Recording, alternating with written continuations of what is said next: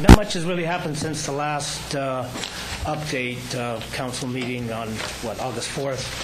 We've been playing phone tag with Mr. Ashlock and finally got a hold of his son and also talked with the engineer. The engineer has submitted the new page for the plans. It has to do putting the block wall and the connection all the way up to the roof. So not much as far as construction's actually happened, but at least we've got the plans into our office. And that's about all that's actually happened. So, how long does the permit have to run yet? We're for quite a while. Yeah. Steve, we talked about a time frame of benchmarks, if you will, when they're getting to certain points. I think the building department was going to come up with something that the council could kind of wrap their arms around. Where are we with that? We're about, according to his benchmark, his timeline, we're about a month and a half behind. But about, I'd say 2 to 3 weeks got eaten up by the engineer, with his schedule and him trying to get to whatever. But, we're falling further and further behind. And are we keeping a record of these contacts? Absolutely. So maybe the next time you can share with us, give us a copy of that so we could just kind of see what kind of dialogue was happening. And we all want this to move forward, but we certainly don't want it to fall where it was in the past. Right. And I talked to Gary Gill today that if things do stall here, that we get Gary in the building to make an assessment that the building, from a structural standpoint, not for a use or anything, is safe. So I thought at least we'll have a little bit of backup as to make sure that the building is safe. But I keep a log of every phone call, every contact with whoever's involved, so inspections. And at what point would you need to bring Gary Gio in, or the city's engineer? Well, just if it stalls, just if progress stalls, just to make sure that everything's safe. I know, but I'm trying to define stall. Well, if we go a month or so without anything happening, maybe if it starts to rain, and just to make sure everything's stable inside. So we're, as of the last meeting that we had, you made a presentation which indicated they're right on time, moving fine. Looks like now there's something slowing down. Well, part of it was the plan change. That probably took up, probably 2 weeks. But, that was a month and a half ago, so now we're a month and a half behind his benchmarks. And what change was that? They changed, instead of doing temporary shoring, which they've done, they wanted to go ahead and do some permanent walls that would be the actual, it's kind of hard to explain unless you see it. It would actually be the exterior it would actually be a bearing wall for the exterior wall next to the Stanislaus apartments there. So you described that to us the last time. Right. Are they actually underway with that? Oh, yeah. Okay. Yeah.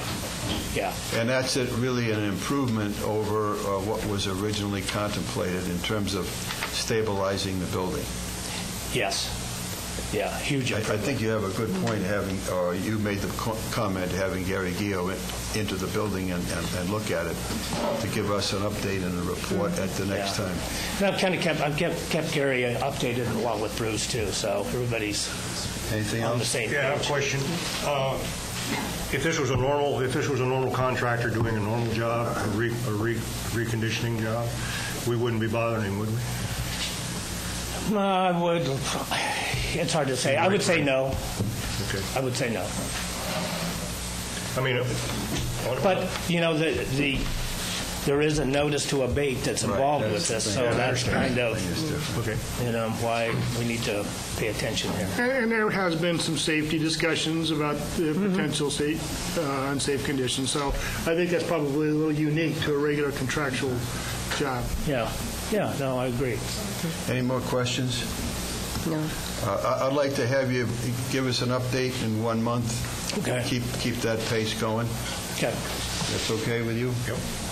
Okay, so we'll have it the middle of October.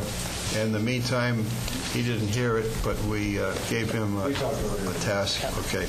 Going in there, looking at it, it sounds good, but we would like to have your opinions at the next time.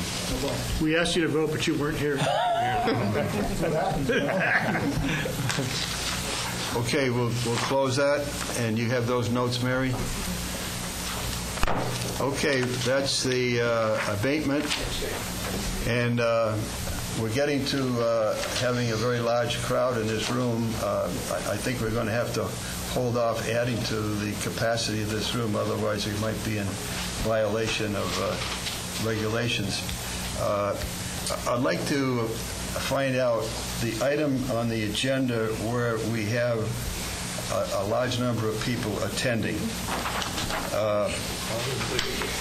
I'm just going to go quickly through the agenda, and we can move, because we have an opportunity to move our agenda around. Item number 2, I'll let you. Item number 1, item number 2. Who's going to be speaking on 2? That's the logo, okay. Bret Hart Homecoming Parade. Who's all here for item number 2? Yeah, well, we just got 3, 4. It's 2 and 5. I believe. Homecoming Parade 3, Bret Hart. Chamber of Commerce, we're going to have that pulled. That's going to be pulled. 5, responsibility of roads in Greenhorn Creek. So we can move that one up and get that, so that we'll solve our overload in the room. Okay, thank you very much. We'll now commence our regular meeting and would stand for the Pledge of Allegiance, please.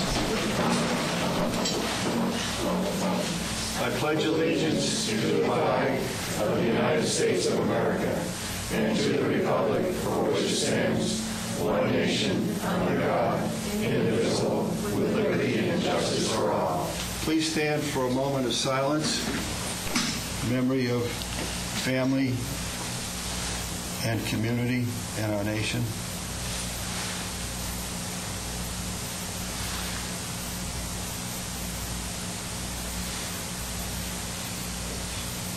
Okay, thank you.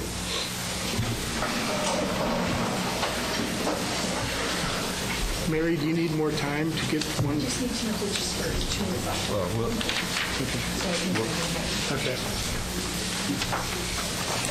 5. Okay. In our closed session, we gave direction to our negotiator. The next item is approval of the agenda, and it looks as though a large number of persons are from number 5, and I'd like to move that up to the front to be number 1. You've got a comment on number 4?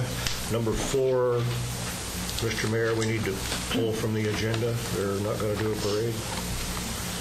Okay. And number 10, based on the closed session, I think we should pull number 10, Okay. subsequent to further discussions with the negotiator. Or Please, continued, I'm sorry. That should be continued. benefit of the police officers. Number 10 was the reduction in force of police officer personnel. We're pulling that off of the agenda for tonight. We're continuing. We're continuing it. I see them there, and I want to hold them. Any other changes? If not, we'll go to staff updates, and we'll start over with Melissa tonight. Please introduce yourself so that the audience will know who you are. Melissa Ralston, the Finance Director for the city. Can you get a little closer to you? And I have nothing at this time. Can you hear her? No, they can't hear you. Yeah, they can. I have nothing at this time. Okay.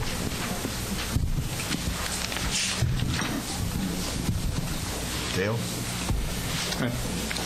Since the last city council, between August 27th until the 9th, when I completed the report, the Angels Camp Police Department handled 72 calls for service. During that time, there were 4 felony arrests. 3 of these were for narcotics violations. 1 was for domestic violence. There were 11 misdemeanor arrests, 5 for driving under the influence, 3 for public intoxication, 2 for being under the influence of drugs, and 1 for driving on a suspended license. 2 of these felony arrests occurred during an incident where the suspects attempted to pass a forged, stolen medical prescriptions. Pharmacy noticed some irregularities and brought it to our attention. We made an arrest. As a result, also, Calaveras County has been serving search warrants. In addition to that suspect, there's also a suspect in some of their cases they had. They served, I think it was yesterday, served a search warrant here in town. Also on the 7th, while assisting the Calaveras County Sheriff's Office in a pursuit of a motorcycle on Pole Station Road, one of our cars was involved in a single vehicle accident, left the roadway doing about between $1,200 and $1,800 for damage to the undercarriage of the car. There were no injuries to the driver. And that's all I have. Okay. Any questions for Dale? Dave, please introduce yourself. I'm Dave Hannum. I'm the planning director for the city. My written report is in the packet. However, I want to highlight a couple things to give the council an idea of what's going on. In terms of the LAFCO comments, the council will be receiving those tomorrow before I send them to John Benoit. So you guys will, especially Mayor Lynch and Vice Mayor Bodine, you'll have the comments before you go into the meeting, the LAFCO meeting for next week. So you'll get those tomorrow. We received New Melona's Recreation Resource Management Plan, EIR, so I'll be reviewing that and attending a meeting to make sure that the City of Angels, that the things that were talked about earlier in the document are covered. Also, wanted to let the council know that at the Planning Commission meeting, we reviewed the sign definitions, the redoing of the sign definitions, as well as the zoning definitions, and they approved those and recommended approval of those to the council. So those will be coming forward to you in the next couple of weeks. And the Planning Commission just got their first look at the temporary signs section of the zoning code. So the Planning Commission will be working on that over the next month. In terms of meetings today, I met with Caltrans regarding the signs. That was a hot issue. Went over the sign map that we had approved and submitted. I'm working with them. They are going to go back and make sure that the signs that we have on there meet all the Caltrans requirements. So we will be. I amended the map, and I will be bringing that map back to you based on discussions that we had. So I haven't had a chance to do that yet. So, but there's some verbiage change on some of the signs, but they kind of do the same thing what we're looking for. So I'll let you take a look at that. We'll get that back to you. Before you leave that, isn't that an increase? Because they told us originally they wouldn't get to it until 6 months. Well, in terms of January. Yeah, well, in terms of ordering the signs and in terms of installing the signs, they're still saying that. However, once I think we have a complete package to them, then I want to push them to move that forward. Since there could be a reduction based on the types of signs that we're getting, so it'll actually be less signs, but so it should take less time and move forward on that. But you will be seeing that. As well as and then the last thing, unless you have any specific questions, the large format retail committee, we met yesterday, I think it was Monday, and we are still working through. We've got a draft ordinance that we're working through, and I'll be meeting with them in the next few weeks to finalize that, so we can get something to the Planning Commission. So, unless you have any questions on any of the other projects, that's all I have tonight. Questions for David? David, the working with major fast food chain, what is that? There's a major fast food chain that's interested in coming to Angels Camp. We've done some preliminary fee counts with them to take a look at what it would cost them to come to the city, and then we will be working with them when they submit an application. We'll be bringing that in front of the council, but they everyone kind of knows who it is, but for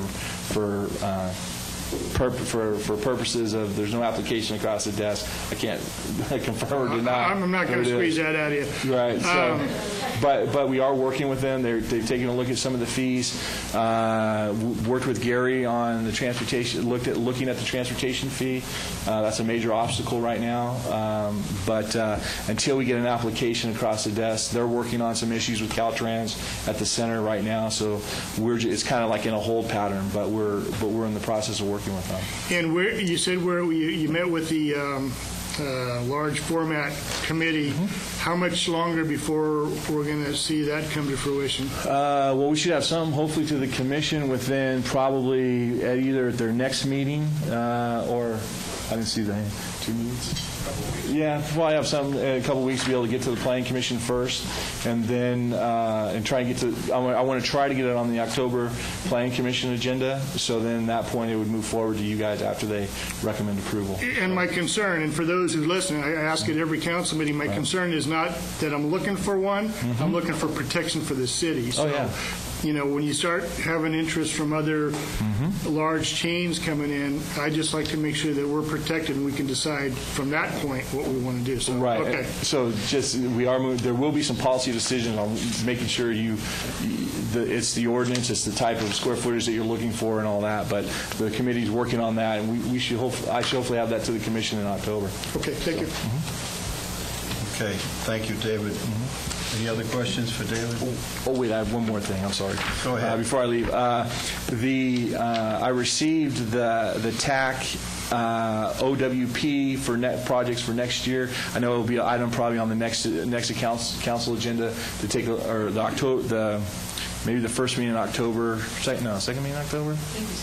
Yeah, second meeting in October. So start thinking about OWP projects, and we need to get those going because the call for projects opens up in October, and we need those by December. So ferret it out. So we need to start looking at that. So this is the new priority list. Yeah, this will be for 2010, 2011. Okay. Sorry. Gary, introduce yourself, please. I'm Gary Gill, city engineer. I've only got a couple of quick items tonight. We received in mail today an appeal filed by California Sport Fishing Protection Alliance on the NPDES permit we just received.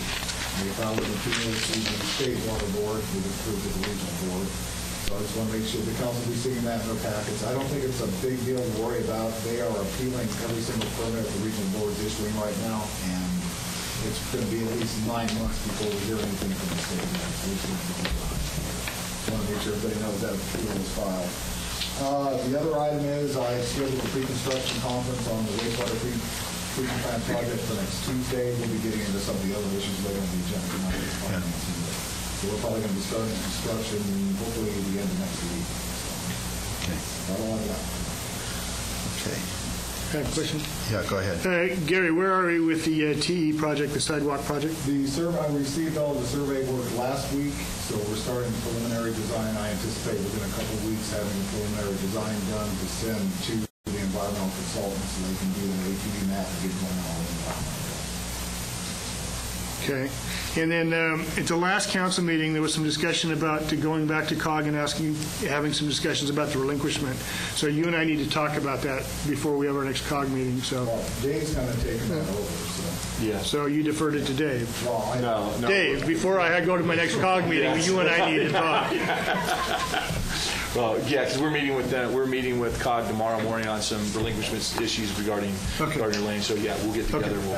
And we've got that on the facilities agenda this Friday, if you'd like to come.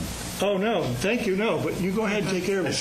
No, but would you like to come because it's good to have somebody from the COG there because we are going to. I defer that to Elaine. Elaine will be there. Lane will be there.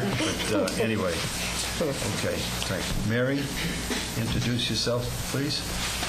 Mary Kelly, and I have nothing to report, but I would like to mention that if Bruce Silva or Steve's here, the building department is here to give a staff report, which is like standard.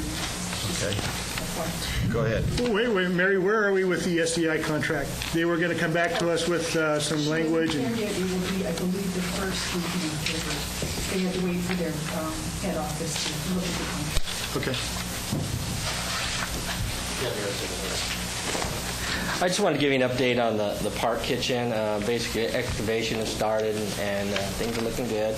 We kind of wanted to see what we were digging out, make sure. Introduce yourself, please. Oh, Bruce Silva, building official. Excuse me. Okay. Thank you, Bruce. Like I say, everything's going pretty good. Once we get the footings dug and everything, then we're going to kind of work out from there. We're trying to meet with a few people regarding some of the volunteer work, and we also are meeting with regard to the Veterans Memorial there. There's interest in enhancing that, and we can couple that with the project. It's right next to it right now, so there's been some interest in that. So. Do we have some designs? I mean, the first design that I saw was back at the budget review, and I don't know if that was preliminary, if that was the final, but do you have some designs you could share with the council and possibly the public? Because what we're talking about is a kitchen at Utica Park. We're going to use $80,000 in a grant to put a commercial kitchen, well, a kitchen in. So, but I'd like to see that so we can kind of share that with the folks. Okay, I could do that. I'll take some pictures of the excavation and then of the plan. I have those, but I was kind of trying to see if I had something a little further along before I brought it in. But I can bring those in and we can put them on the screen to get an idea of what. I think we owe it to the public to let them know what's going on with their park. And we're not going to max out above the 80,000, right? That's what we're pushing for, yeah. To stay within the 80,000, we think we can do that. So pushing like this much or pushing like this much? Pushing to go less. Oh, okay. Well, when you say pushing, you know. Right, we're also getting contribution from the veterans, is that correct? And the fire department's kicking in too. Yeah, we have about $35,000 worth of equipment that's going to go in this thing from the fire department. One of them's that wool stove that's sitting over there. We have the hood, the fan, cables. We have sinks. We have all of the stuff to pretty much outfit the inside, other than a fridge, and there is a fridge that's available that needs some work if we wanted to go that route. Well, I brought it up to Mary because I don't know what you guys are doing. I mean, I have a general idea, but I'd like the public and the rest of the council to know, what you're doing. So maybe at the next council meeting, would you come and bring a presentation for the public so they could take a look, see what's happening? Okay. Yeah, it's basically a kitchen, just a quick overview. Well, show us what it's going to look like, People like to touch and taste that kind of stuff. Okay. Sounds good.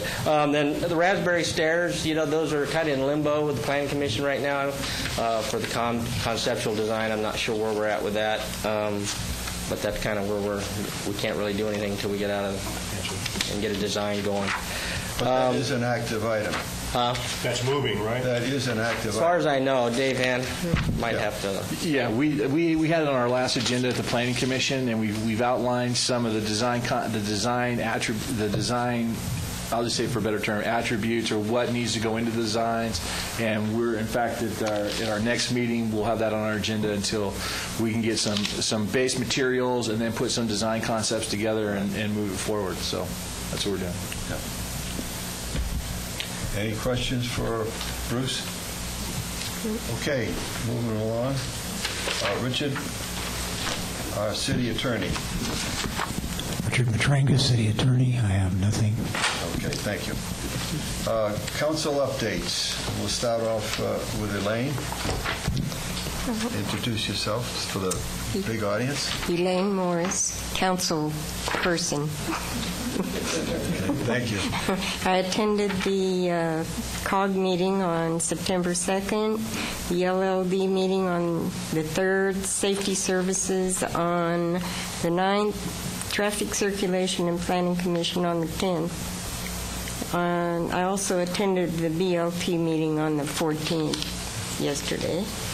And I will be attending the Infrastructure Facilities meeting on the 18th, and I'll be attending the UPA meeting in place of Councilman Turco on the 22nd. Okay. Craig? I'm the one who defers everything to Elaine. I did attend COG. Tell them who you are, in case they don't know. In case you don't know, my name is Craig Turco. I, too, am a council person. I did attend COG along with Elaine. We discussed, Russ Chinnington was there from he's the head honcho from Caltrans, District 10, correct? Yeah. And so I had an opportunity to address to him and get the support of the COG with regards to the speeds on the new Highway 4. So, and the signage, by the way, for downtown. So he was very receptive to doing what he could in his capacity to affect a change in terms of some signage for both the speed and that. We'll see if that comes to fruition. I attended a safety services meeting where maybe Councilman Boding will talk about it, but we were able to put a yield sign up on Bush and Utica, and we addressed a citizen's concern about some striping, and that came from Rick Sirocco, who actually found a very inexpensive way to do a very good thing for the citizens in that street and put some reflective things in the street. So, and I guess probably the most important thing that took place in Tim's absence. Jack Boding and myself met with the department heads, and it was the first time the department heads had an opportunity to discuss things that they wanted to discuss. And from that was born a department head meeting that they are going to move forward with on their own. So I was encouraged by the attendance. I think we had everybody there, or at least represented of all the department heads. And in this interim time, they are obviously the ones who run the city, so it was important to hear some ideas and thoughts from them. So I'm encouraged to see that they're continuing with that process. So that's all I have. Check. Yeah, I did a lot of things with Craig this month, as he told you about. Also attended the LLD meeting with Elaine. We did have a Personnel Finance Committee meeting, which was very, very good. And at LAFCO this week. That's about it. Normal month. A lot of meetings. Okay. I went up to the COG meeting to meet Ross Chittenden, who is the new district director for District 10 of Caltrans. The previous director has moved on to another job.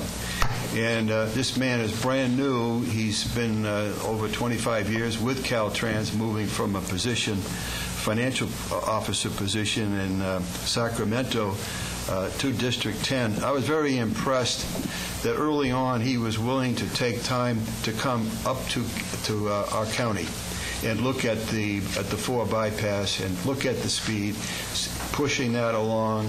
And because the project was finished early, the signage is a major issue for our businesses. And he promised us, and you heard this, I just want to reinforce it, that he will do everything to expedite that along. On Monday of this week, I went down to Stockton to meet with Joe Spano, who's a district engineer. And one of the things that before our city council is the installation of a 4th water filter. And with all the engineering and the costs associated with it, we're looking at an expenditure item of $1.8 million. And I'm concerned about that expenditure. I want to make sure that we have a need to do it. That new filter would expand our water making capacity from 2 million gallons a day to 3 million gallons a day. And in past years, we have exceeded in the summer months, in the month of August, we've exceeded the 2 million gallons a day. So we have had citations from the Department of Public Health, and the agreement was we need to add a 4th filter. During the winter months, many of you probably were aware of and in the spring, of the construction of a new water line running across Rolari's lands and up or even along Main Street, and a certain amount of disruption. And that project has been completed, and it repaired a major leak in our steel pipe. We put in plastic pipe. And our water consumption now, since that repair was done, is down 14%. So this year we've had no exceedances. So I'm looking at it from a standpoint of a council member, making sure that we do indeed have to go forward with the expenditure of monies of $1.8 million on that project. We did agree at our last meeting that we'd go forward and have all the engineering done. We did speak to them about if we did not do it, would we be subject to any violation penalties, particularly since we have no exceedances. The scenery has changed, and so this is still a continuing item for discussion. We'll be talking about it in our facilities meeting this Friday, and you'll hear further discussions here. This morning, Jack Bodie and I met with the Veterans District. They are looking at the possibility of some change with respect to the pool on Booster Way. And as you know, there is a construction going forward on a pool associated with the Bret Hart High School, so there could be an opportunity for us to acquire that space on Booster Way. It's still very preliminary, but I just wanted to give you a heads up on it, and we'll keep you posted. That's all I have in the way of my comments. That was Mayor Jack Lynch, by the way. Okay. I'm sorry, didn't I? See that? Yeah, right. They watch over me very carefully. Sometimes I mess up on not allowing a proper procedure to be followed. So that's a little jab. Thank you very much, Craig, for the help. You're welcome, Mayor Lynch. Okay. We'd now like to open up for public comment. And now I'd like to make sure that we have in the audience Colleen from, okay, once you come up here in the front, Colleen, because we'd like to have you next, so you don't, this is, she's from the Public Health Department. No, you after Jack, just sit in the spot. Line up the front so we keep it moving. John. John. That's John. I'm sorry, John. I'm John Broder, 1860 Finnegan Lane, and I made a comment probably 4 years ago about what I'm going to speak about, and that was that I wasn't going to let it die. It's a continuing odor on Finnegan Lane. In the last 3 weeks, there's been at least 12 times that I've passed by there and noticed the odor. Saturday before last, we had a dinner party. We had some invited guests. They come to our house up Finnegan Lane, and they both, without any prompting, mentioned the foul odor coming up our driveway, which bumps into Finnegan Lane. Last Tuesday after that dinner party, I took a break from my work, took my sandwich out on the deck, and was going to enjoy a book. Well, the odor very nearly drove me inside, and I live 160 feet above Finnegan Lane. So it's a continuing problem. I would like to read something that I've read before, and it's from the city ordinances under the nuisance provisions, Section 8-24-050. Businesses emitting odors, gas, or effluvium. Every business, trade, occupation, or act by which any odor, gas, or effluvium is created, annoying to the public or directly prejudicial to public health, is a nuisance. Section 8-24-110, annoying, offensive, or injurious things. Every act or thing which necessarily and naturally produces annoyance, offense, or injury to the public is a nuisance. Section 8-24-150, matter exhaling fetid odor or noxious stench. All persons are forbidden to throw, empty out, or deposit in any street, alley, or public place, yard, lot, ground, in any gutter, ditch, or basin, or on the banks of any creek, near or any inhabited place, any feculent matter or dirt, rubbish, filth, foul, or corrupt matter, distilled, fermented, or otherwise liquors exhaling fetid odors or noxious stench. To do so is a nuisance. Chapter 13, Section 12-230. No person shall discharge or cause to be discharged any of the following described waters or wastes to any public sewer. Paragraph 1, any noxious or malodorous gas or substance capable of creating a public nuisance. So under these 4 provisions of the city code, it seems like the city is in violation of at least 4 of these things. And maybe the next step would be to contact Olin Murphy, who is in charge of code compliance. And I think that's my comment. I think there are a few more people here that have similar comments, and they can speak or raise their hand. Okay. Hi, I'm Robin Dobell. I wrote a letter to the city, and I guess you got it, Mayor, last month or sometime. It was regarding the stench. Could you give us your address so for the record we know where you are? It's 2227 Marks Ranch Road, and that's an extension of Finnegan. Okay. And my letter, I don't even Thank you for, just as a comment, thank you for writing it up. Very, very well done. Oh, I appreciate well, thank you. It's good. Good. Well, it's... And thank you for coming tonight. Thank you. I brought a few friends, too. And a few more letters. Okay. In the meantime, since you contacted John, and we got together and we were talking, and everybody I talked to, I've met my new neighbors that I didn't even know, and everybody just says, yeah, it's atrocious. There are neighbors really close to it, and I'm fighting for his daughter. She's a tiny little beautiful girl. She lives about 150 feet from the stench. They cannot open their windows. They cannot eat outside. It's disgusting. And it's all the time. It's not just, on hot days. Anyway, so in the meantime, I've been doing some research and contacting California Department of Public Health, EPA, Department of Toxics, Center for Disease Control, and I got some information here, and it's not really good. And mainly the children, elderly, and sick are most affected, and that's why I'm speaking up for his daughter, because she's adorable. I spoke with a doctor. He was with Physicians for Social Responsibility. He said that children are most affected because pound for pound they breathe, eat, and drink more than adults do. And that, he questioned why. Why is it going on? That was his. Department of Toxics said there should be an ordinance against this nuisance smell. Center for Disease Control said, yes, there are 4 toxic gases, and all of them have side effects. Exposure to these can be a health risk. There's nausea, which I've gotten a couple times. Vomiting, which my daughter has had.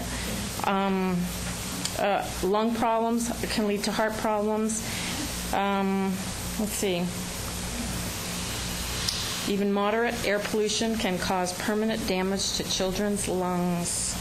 Clean air is a key factor to our respiratory health. I talked to the county health department. Some guy, I can't remember his name. Brian Moss was busy, so I talked to somebody else. And he said to check out, for the city, they might want to check out charcoal filters and rubber plugs. And then I'll hand it over to Ryan, who gave me some ideas on other solutions, because he works in the area of city water or something. So I have a few more letters, and if you'd like to read them aloud, you can. Or why don't you give them to Mary, and we'll put them in part of the public record. Okay. How many letters do you have? 3. And these are not something that I asked for. Right. These are people who volunteered. I said, what's the stench? So, anyway, thank you. Thank you, Robin. Any other public comment on the odor issue? Please come forward and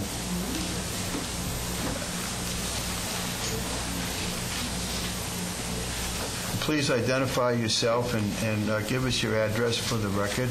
My name is Ryan Sullivan, and I live at 2101 Finnegan Lane. I didn't come prepared with the big speeches like they did, but... That's all right, Brian. I actually live the closest to the sewer, to that main line that goes through there. And my family's been dealing with it probably the longest of anybody. And there's actually there's pretty simple solutions to fix it. If the guys, if anybody's got any questions, I work for Calaveras County Water District. I work on the sewer crew for 2.5 years, and this is something I deal with every day.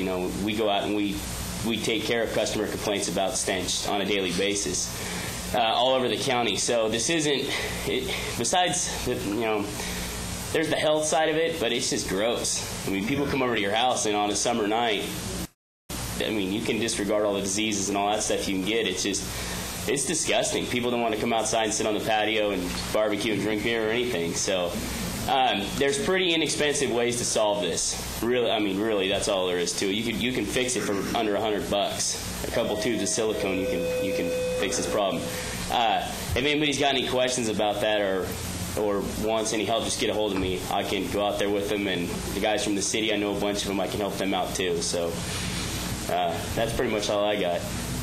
Brian, yeah. We're going to have a facilities meeting on Friday morning, and I know you'll probably be working at that time. But, is it this Friday? Yeah. I'm actually off this Friday. Are you? Yeah, just happen to be off this Friday. Would you be willing to come to that meeting? Yeah. And we'll put that first on our agenda, Friday morning at 8:30 here in the fire station. I'll be here. Actually, as a matter of fact, I'm off. I'd like to make a comment as a person that walks in that area. I completely agree with the odor. It is nauseating. Several times I just feel like I'm going to choke up and vomit. So I would completely attest to it. Okay. So far we have not come up with an easy fix. One of the things that's been proposed is the use of an additive in the pumping station, magnesium oxide or hydroxide, to mitigate that. And I don't. We're going to be talking about that. Carol Wolf will be bringing us up to date on that on Friday. Yeah, I'll be. And Gary Guillo, our city engineer, will be there also. Okay. If you've got something, I'd appreciate. I got some pretty quick solutions that can help you out. I'd appreciate your coming. All right, I'll be here. Anyone else? Thank you very much, Brian. Anyone else that's going to speak, please. Hi, I'm Amy Cullick, and I live at 787 Smith Flat Road, and I happen to walk Finnegan probably every other day up Finnegan and Gold Cliff. And I will tell you that it is just awful. The smell is just awful. And you're out there trying to get exercise, and you have to deal with this stench. And another thing, I was walking with my husband, Harold, and it was last year, and I think Harold called, or he did, I don't know who he talked to, but one of the sewers, it was raining, it was bubbling up one of the sewer holes right near where the creek is. So that's not a good sign as well, obviously. So I just think overall, and you walk it too, and it's just would be nice to, especially for the residents that have to deal with it. So. Okay, thank you. Thanks, You're Amy. welcome.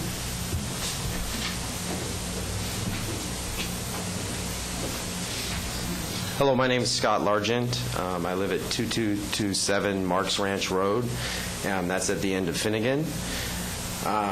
We pretty much have had the same problem. We moved in with Robin here about 5-6 months ago, and from the first day we basically drove up the road, I thought something was dead on the right-hand side of the road, and we kept it going on as a joke for about 2 or 3 weeks until we started to figure out what was really going on.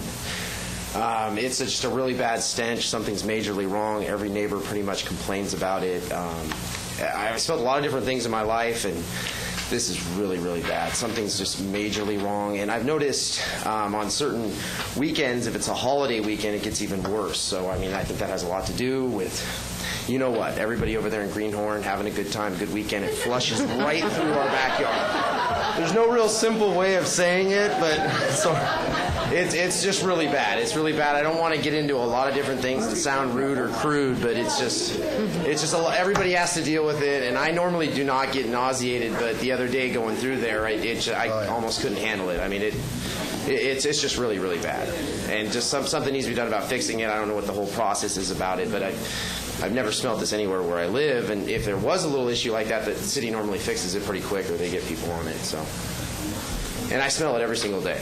So it's every day. And then they were saying something about the weather issues with it, like if it's cold or hot, or there's been cold mornings and it's just as bad. It really is. And sometimes the cloud makes it over the hill, Normally it gets right to the end of Finnegan where Marks Ranch Road's at. The cloud has been making its way over, so when we're out in front of the shop in the morning, that cloud just comes right through, and you're shutting the doors. You're getting inside. It's really bad. Normally you're fighting away from the heat, but the poo cloud gets you, so it's pretty bad. Thank you. Thank you. Anyone else? Anyone else with public comment on that?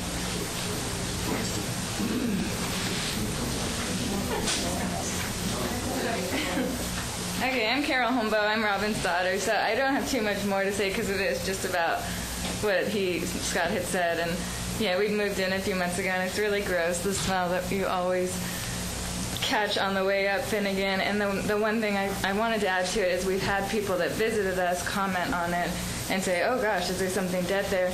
But just last Monday, my friend came up, and she's a biologist with the Steinhardt Aquarium, so animal biologist, and she said the same thing. She came up the road, and she said, what is that smell? And she said in her career, she has smelled some pretty awful things, pretty awful dead animals, weird things, and she's never smelled anything that bad. And so we thought that was pretty interesting to hear a comment like that from her. So yeah, it's really gross, and we hope that it can be taken care of because it's hard to go out and exercise, even just going for a walk. You want to turn around, or even just a drive up. I'm holding my breath every time. So that's it. Thank you. Thanks very much. And I do have a letter. Should I just... Please give that to Mary. Thank you. Any other public comment? Okay, here comes another person. Jim Road. No, it's Rick. Oh, didn't either. Rick Downey, 817 Smith Flat Road. I've talked to Mr. Broder the other day regarding this issue. At times I've smelt it where I live, which is on the corner of Greenhorn Creek Drive and Smith Flat. But I never really knew what it was.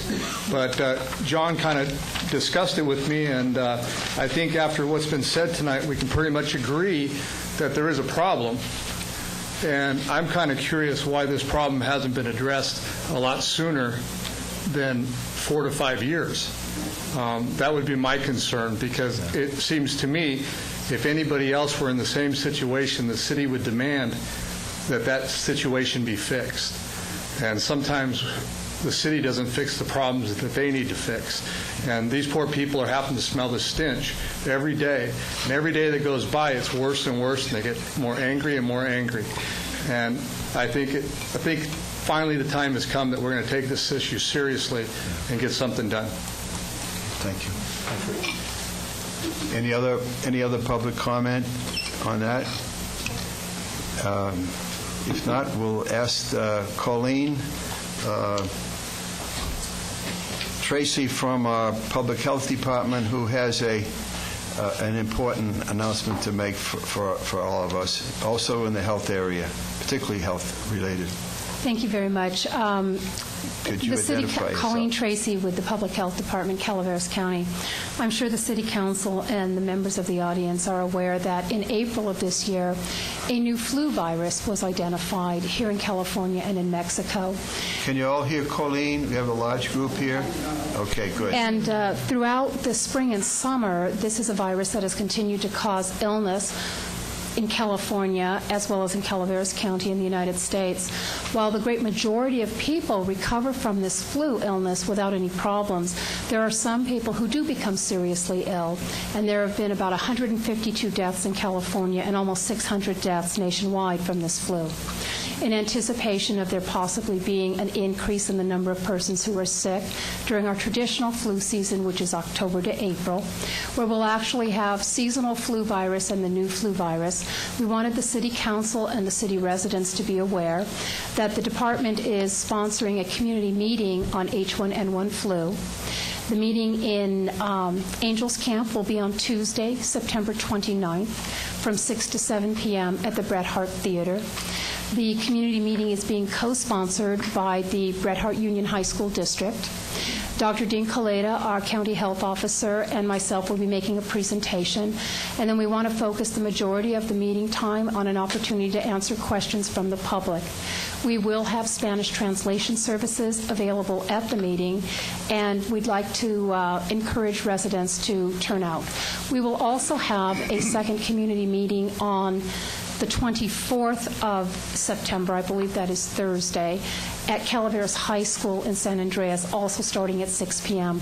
And county residents can choose to attend any of the meetings that they would like to. So I appreciate the opportunity to bring that to the council and your residents' attention. Could you please repeat the time, the date and the time, so everybody has In a Angels chance to Camp, it will record be that? on Tuesday, September 29, at the Bret Harte High School Theater, starting at 6 p.m.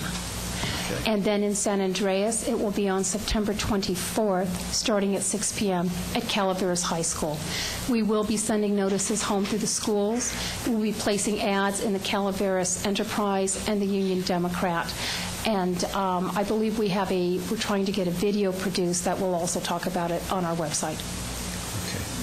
Thank you, Colleen. Thank you for the opportunity. Thanks. Thank you. Appreciate that.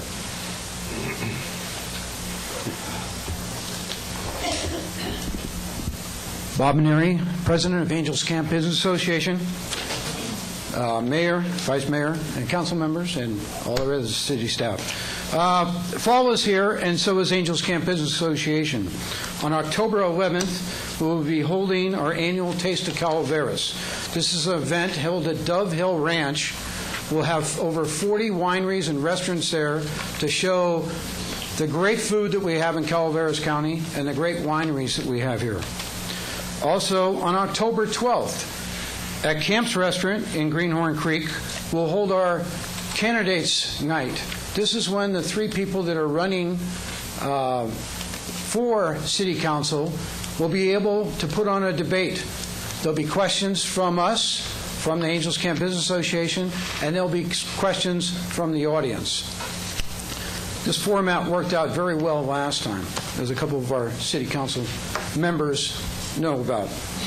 October 17th, with the help of the city, we'll be holding our annual sidewalk sale. This year, we have got together with the BLT, Brand Leadership Team, which they'll be talking about it, and the Calaveras Visitors Bureau. And they're holding a Frog Oktoberfest, I think it's called, parade. And they'll be talking about that later on. And then it's time to start planning our Christmas parade, which a resolution will be coming out shortly with that. And it's hopefully will be our largest, our longest, and our best parade ever, because we have the detour now that we can take the streets and make them our own for that day and that morning. So the City Council will be invited to participate in the parade, along with all other nonprofit groups, profited groups. Anybody who wants to be in this parade, they're welcome. Thank you. Also, Dave, I hope you're, David, wake up a minute. I hope when you're talking to the new businesses that want to come into town, I hope you're giving them some incentives from the city to bring them into town and divert some of the funds, maybe back and forth, permit fees, maybe water fees, sewer fees, anything like this that will help the businesses say, this is why I want to come into this town. So I hope you're doing that. Thank you. Please respond. We do that. I just want to let the public know that any type of fee adjust in terms of waivers and adjustment of fees, that's all done by the City Council through development agreements, usually with those businesses. So as much as we want to work with businesses and as much as we want that, we put out suggestions to make sure that one, the city's made whole, because we want to make sure that our infrastructure is working, but at the same time, we want to make sure that we are assisting businesses. So yeah, we are trying to work with them the best we can, especially in this situation, and we bring those items to the council when needed. So because they make the final say on whether or not these deals get made. But yeah, we're definitely trying to work with the businesses to get them in here. Okay. More public comment. Thank you, Dave. Good evening, Mr. Mayor, council members, staff, and members of the public. My name is Tim McSorley. I'm the Executive Director of the Calaveras Council of Governments. I have a couple of things that I'd like to talk about real briefly tonight. Number one is the shoe fly, what's known as a shoe fly on the Angels Camp Highway. It should be open this Friday. There are some punch list items that they're working on, but we're hoping for an opening on Friday, which will complete the circulation, if you will. Construction is still ongoing due to some punch list items, but we're hoping that that's this Friday. The second item, there was a mention of the OWP. I think Mr. Dave had mentioned that. I do want to point out one thing relative to the overall work program that the Council of Governments is soliciting for the 10-11 fiscal year, and that is that we are due for what's called a Regional Transportation Plan update. Due to, well, first of all, it's mandated by state law in terms of the time frame that we're required to do that, but the other big thing that's relative to that is the new state law known as AB 32, the Global Warming Solutions Act of 2006. There are some provisions in that law that require that we update that. The reason I'm bringing that up is I expect that, quite frankly, to eat up most of the available funding. That should not discourage the city from submitting those applications, but it is a major work item that is required by law that we'll be undertaking this year, or next fiscal year, rather. Third item, relative to the relinquishment agreement. I talked to Councilperson Morris earlier today. I've been working with Mr. Hannum and Mr. Guillo on that. Strictly speaking, that is not a COG issue. That is a Caltrans and Angels Camp issue, but I will do whatever I can to facilitate and help work out the conditions of the agreement and put that into effect. The final thing that I'd like to mention tonight, and I'm actually quite proud of this fact, the California Transportation Commission, which is the statewide commission that allocates literally billions of dollars for infrastructure projects, will be coming to Calaveras County sometime in October. I don't have a date specific yet, but I'm very pleased to announce that, and I'm trying to make appearances at many public venues and make that announcement.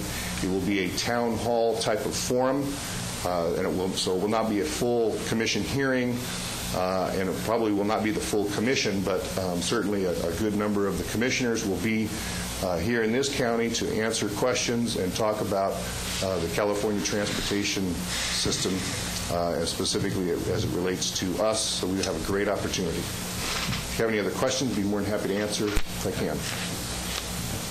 On the shoe flyer, they're going to have the new signage up. They still got 55-mile-an-hour signs up out there.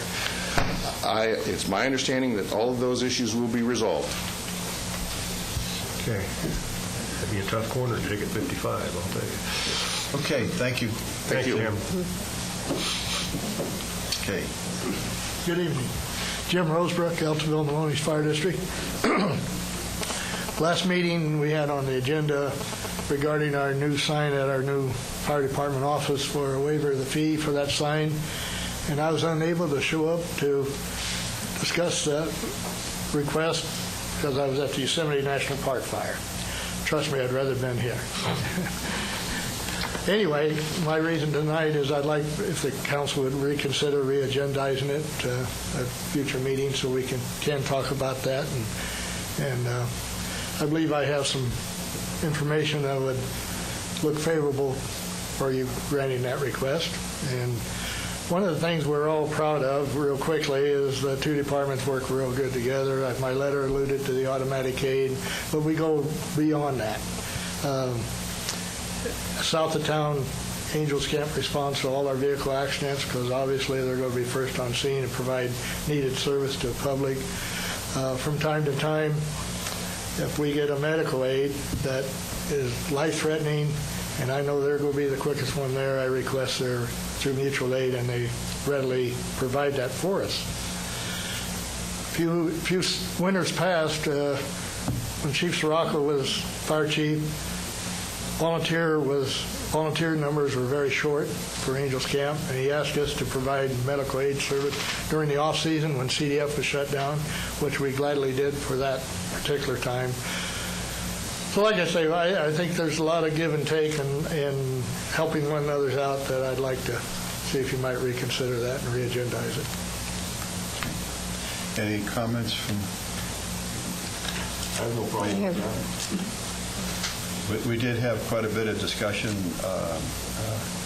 Chief, on that matter.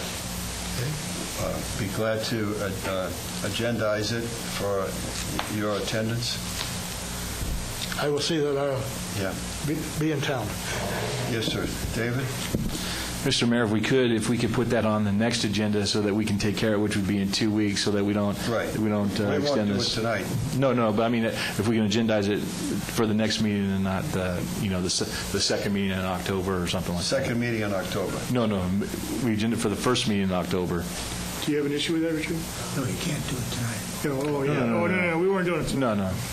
But I'd like to, if we could do that, put it on the first meeting of October. Okay. Thank you. Okay, thank you very much.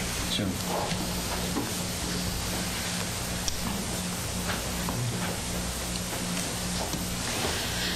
Hi, I'm Kathy Collins, 259 Leaf Court, and I'm here speaking on behalf of the branding leadership team. I'm the chairman of the product group, and I just wanted to comment, following up on Bob Minari's mention of the sidewalk sale coming up on October 17th.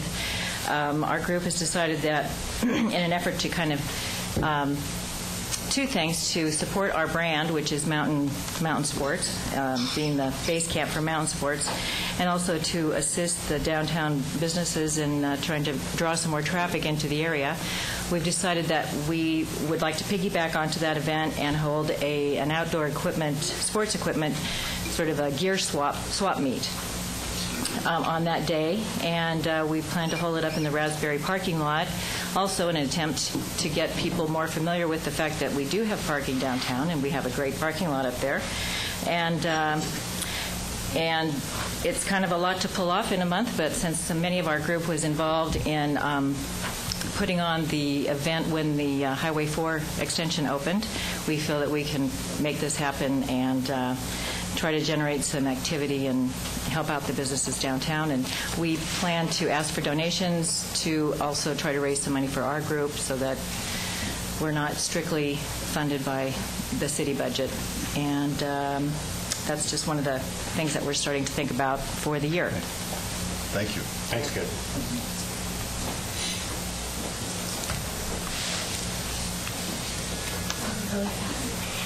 Hi, I'm Lisa Mayo. I'm the director of the Calaveras Visitors Bureau, and I just wanted to follow up on a project I had come and talked to you about before, and that was the State Fair booth. And hopefully by now you've heard that our booth at the State Fair, the Calaveras County booth, did bring home a gold for Calaveras County, and that was really exciting. Thank you. And in addition to that, what was really fun for us was out of 35 counties, we received the Best Experience Award, which means that when the judges went through and looked at our booths and we gave our presentation, they really felt like they could feel, that they were in Calaveras County. And so we were really excited to get that award as well.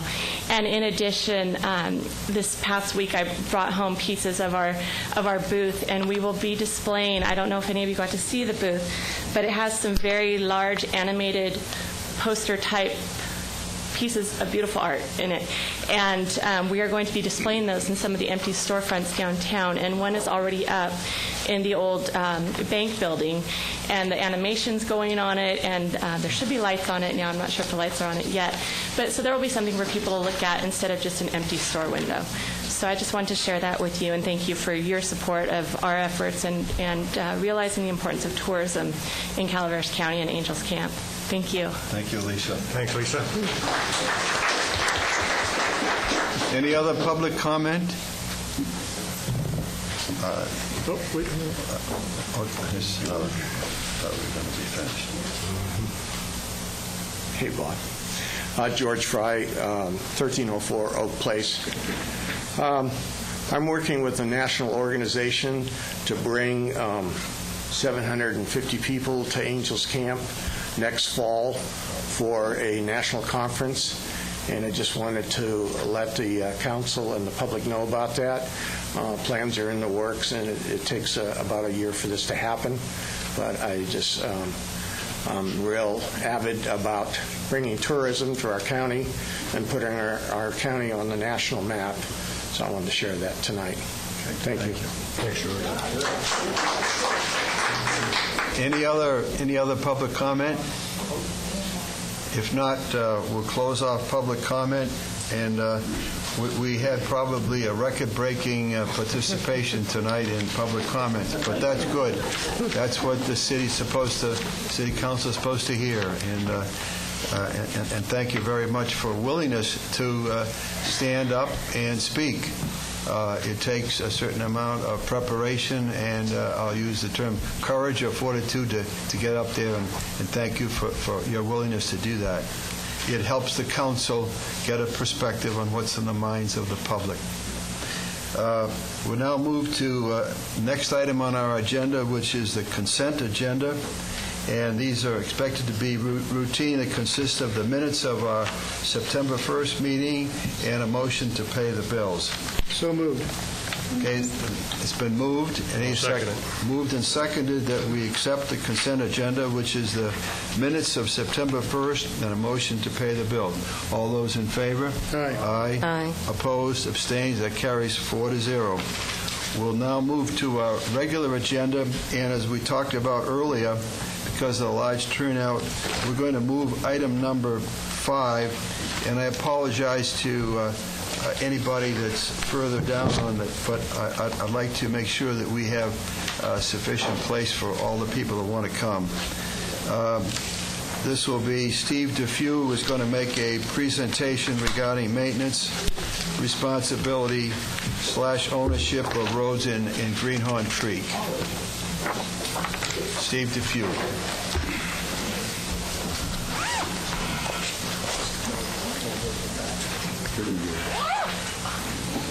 Harry said you're doing lights.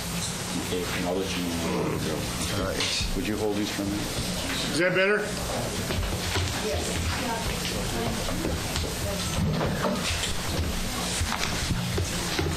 I'll be half a second here. Okay.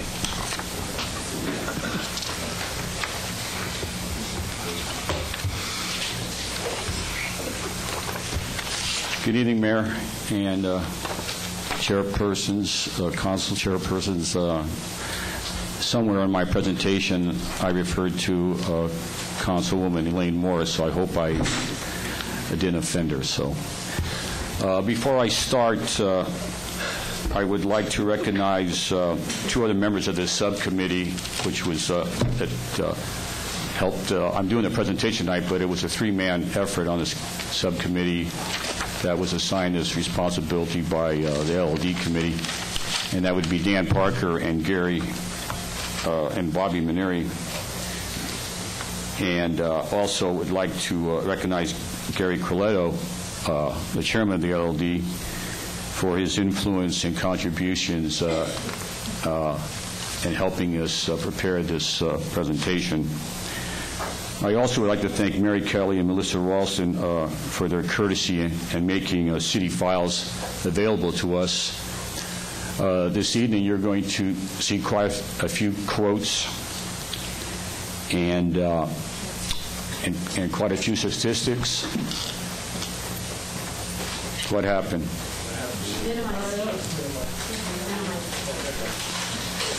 And I would like to announce that the resources for these quotes and these statistics have come from 3 different areas. The city files,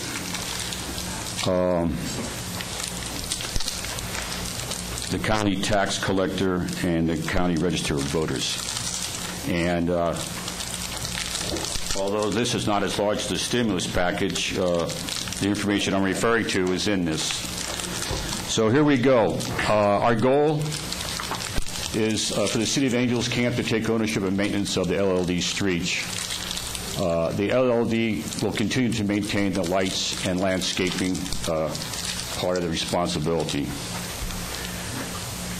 Slide 2, please. I want to explain the progression of this LLD subcommittee. We informally met with the city clerk and the city administrator, the 3 of us, and sometimes with Mr. Coletto. And we hashed out and had different dialogues about the possibility of this. And so we worked through June to December of last year and February to April this year, and we finally started putting a formal presentation together. On May 7th, I presented my first draft of a presentation to the LD committee, and after my presentation, it was a unanimous vote for the subcommittee to proceed. The vote consisted of Coletto, Dan Parker, Harry Seingrath, Terry Wygant, Mike Christoph, Council Person Elaine Morris, and Councilman Jack Bodie. On July 20th, we came in front of the Personnel and Finance Committee, and the three main players there were Tim Scheer, Councilman Craig Turco, and Councilman Jack Bodie. There was a few people from the public there. That was nice for them to attend. The results of that meeting was I was supported to go forward to the City Council. Tim Scheer remarked that the time was right and the city would benefit from road taxes if and when the city fathers included the Greenhorn Creek roads into the city. Also, because this was new for me, I asked the City Council people that attended both those meetings and the City Administrator for any contribution after my presentation, or our presentation. And I got one response, and that was from Elaine Morris, council person. And I was really happy to get it because there was some confusion. I'll just give you a quick sentence. She sent me an email, and she said, Steve, I see nothing in the government code that would allow renegotiating of the LD agreement of 1994 on the basis of revenue sharing as you propose. I was glad to get this because that was never anywhere near in my presentation, and it was never. That's not my intent. Our intent tonight. But I appreciated the chance to clarify that, and if I didn't completely, I'm sure she might have a question tonight. So there we go. You moved? Okay. Don't move until I tell you, okay? This is not easy for me. Okay, the criteria for this presentation. We want to apply the same logic and rationale the city used when they renegotiated with the county, eliminating the original revenue sharing agreement. Recognize the significant impact to the city coffers from the use of the LLD streets, and realize the impact from tourist traffic on LLD streets, as noted in Resolution 0259. This resolution will be detailed in slide 6, so you're going to have to be a little patient for that. Okay, number 4, please. Logic and rationale that the city used in the renegotiations and the success of that.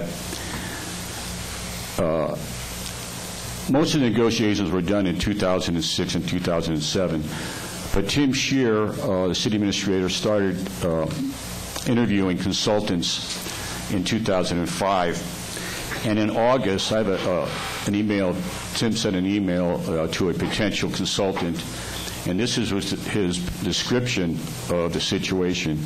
You should be aware that the current agreement is horrific.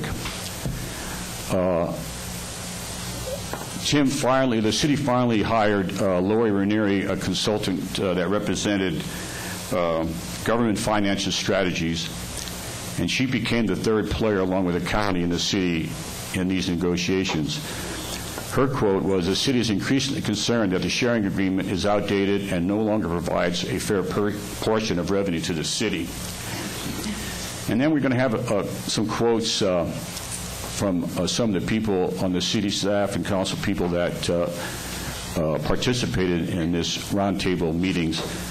The late Paul Raggio, his quote, "I am pleased that we are moving forward." Next slide, please. Paul was also not only a city councilman, he was an ex-mayor. Bill Hutchison, an ex-councilman and mayor, his quote in the roundtable meetings, "I think it's unbelievable how Greenhorn Creek developed. I also believe revenue sharing agreements should have a specific time frame. determined for renegotiation.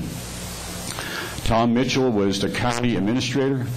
We'd like to have a process that makes a logical sense. After many roundtable meetings, they would have a conclusion of the roundtable meetings, and this was one of the ones they came up with. No agreement should continue in perpetuity without reconsideration.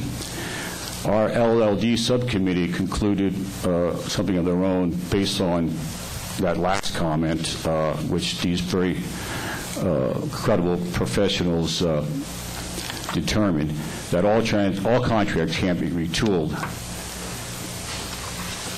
I would like to take a moment to emphasize what an important achievement this was for the city. And I think that it didn't get the recognition from the city residents about what they accomplished and the benefits that this renegotiation acquired and provided. And I think because it didn't get the recognition, I want to do that tonight. I want to recognize Judy King, Melissa Ralston, Bill Hutchinson, Richard Matranga, Tim Shear, and the late Paul Raggio, whose spirit and contribution to the city should never be forgotten. Page 7, please.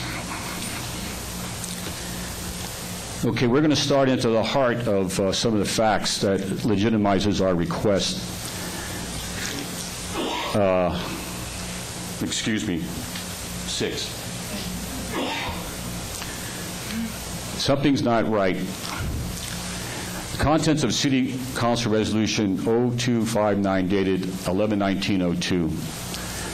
Basically, the heart of the resolution was that the City Council wanted to have an election to increase the TOT tax from 6% to 10%.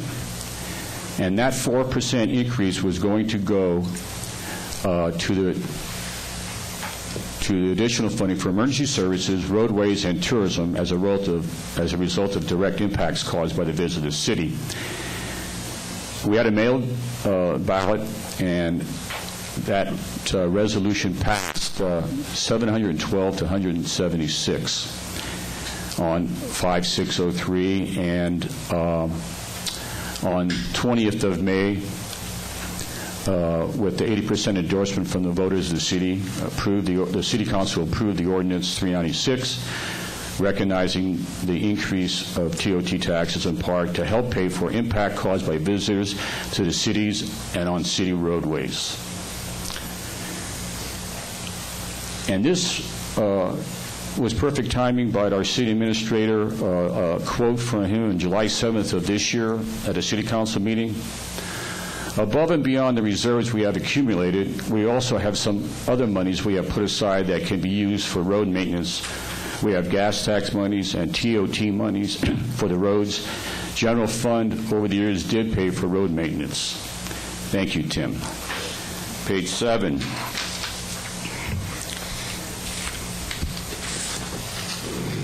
What really gave us the ability to proceed with this endeavor was during our informal meetings with the city administrator and Mary Kelly and the subcommittee and even a couple of times members of the committee.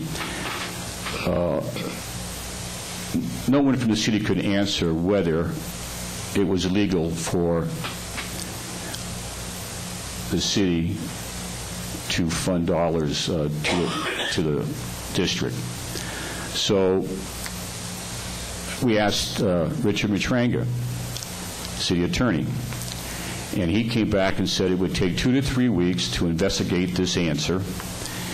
And Tim Shear explained to us that there would be a charge for that. So the LOD committee,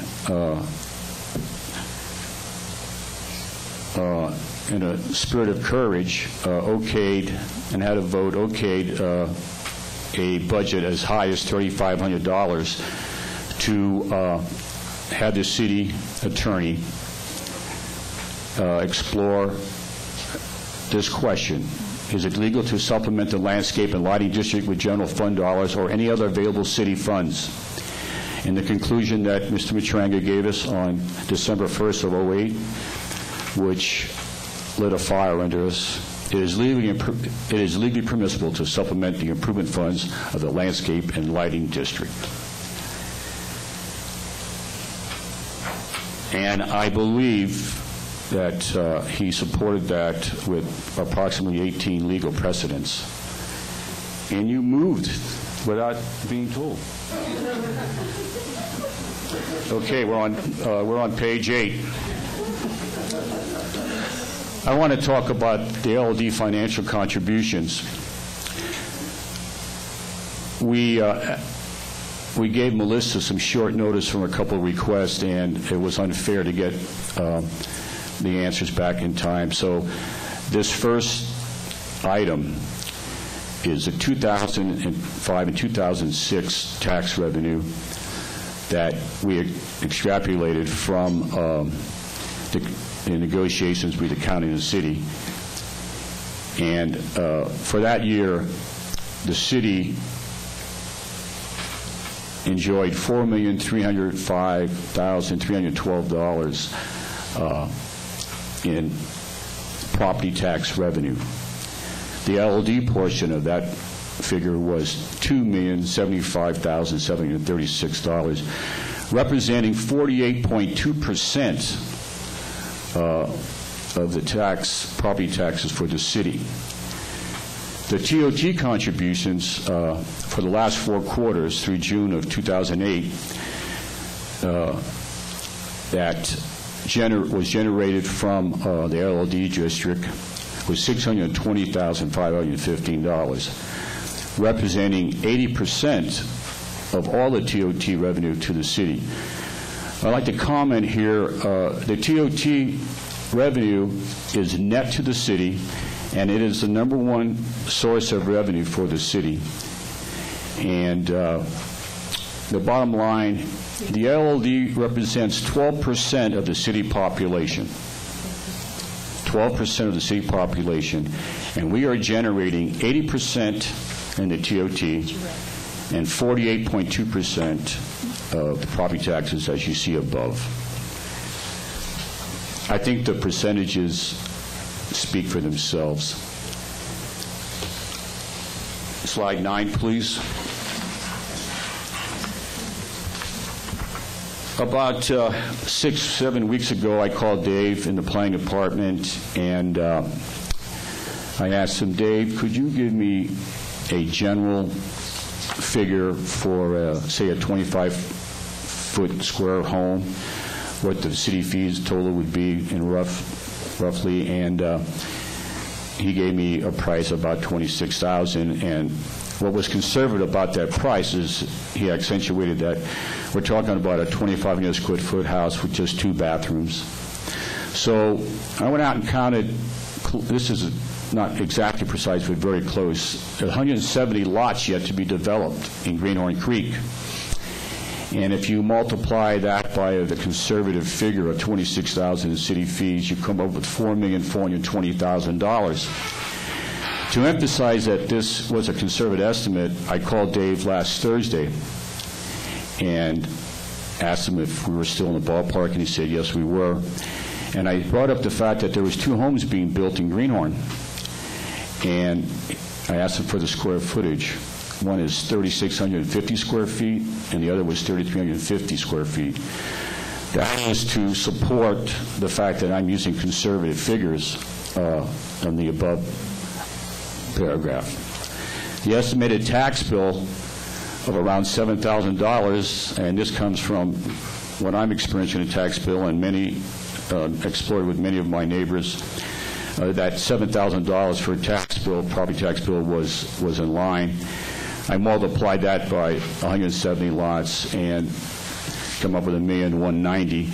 The city, on top of what we're already generating, is looking at another $5 million, over $5.5 million in potential revenues with the LLD. The only other thing I would like to say is that I think anybody on the staff would agree with me that these lots are not going to be developed right away, but as time goes by, some of these fees are going to increase. So when we're using conservative estimates and the potential that everything goes up, even our property taxes go up every year percentage-wise. So these are very fair estimates. Number 10, please. I want the city council to recognize the fact that when people bought into the neighborhood of Greenhorn Creek, they all assumed a $25,000 bond for the infrastructure that the developer did not have to pay for, and on top of that, there's a $300 a year assessment for the LLD. And my conclusion is that the LLD residents have been paying their share from the beginning, and on top of that, the district is generating roughly $2,696,251 per year for the city, and we're not even addressing what the county's enjoying revenue-wise. Now, $2,075,000 of that figure there is 2005, 2006 property taxes, so the other figures would be higher. The subcommittee, our committee, has not included the gas tax, sales tax, transfer tax, etc., that is generated for the city by the LLD residents. Slide 11, and you'll be happy to know this is the last one. On last Thursday, the phone was ringing over at City Hall. I was calling everybody, and I asked Melissa Ralston for the audited financial statements for the last 10 or 12 years. And I want to accentuate that in 1996 and 1997, the city general fund was $104,933. The city's general fund balance for the year 2008 was $2,767,121. The city was successful in renegotiating the original revenue sharing agreement. You've heard the reasons why, and it's now for the city to recognize the financial contributions that the LLD is making to the strength of the general fund. Let me repeat, the LLD represents 12% of the city population, and we are generating 48.2% of the property tax, which may be higher. That's a 2005-2006 figure, and the DOT is substantiated by all the records I have at 80%. Therefore, I ask the council to approve our recommendations for the city to rightfully accept ownership and maintenance of the LLD, and I entertain any questions from the council and be happy to try to answer them. And I think I might have missed something. When we talked about the resolution that was voted in on, I did miss that. The resolution, let me see if we can find the page on that. I think it's slide 6. Yeah, on slide 6, on August 18th of this year, after the city council meeting, I alerted the city attorney that I was going to give this presentation and that I was going to refer to this resolution. And I asked him if he could research it and maybe be prepared tonight to speak on it, because the question I was to ask him, I got some legal counsel on the side, was how can the residents, all the residents, be responsible for the vote and a particular neighborhood be excluded from the results of the vote? If you see that the city council described the roadways and tourism as a result of direct impact caused by visitors to the city, and you extrapolate the fact that the LLD district is generating 80% of the TOT tax, which is a transient occupancy tax, it's very simple to understand that there's a lot of traffic in our district. And so where we were involved in having this resolution passed and becoming an ordinance, how could we possibly be excluded from the reason why we passed it? So hopefully the city council tonight would explore that with the city attorney. And now I can turn it over to you folks. Okay, the questions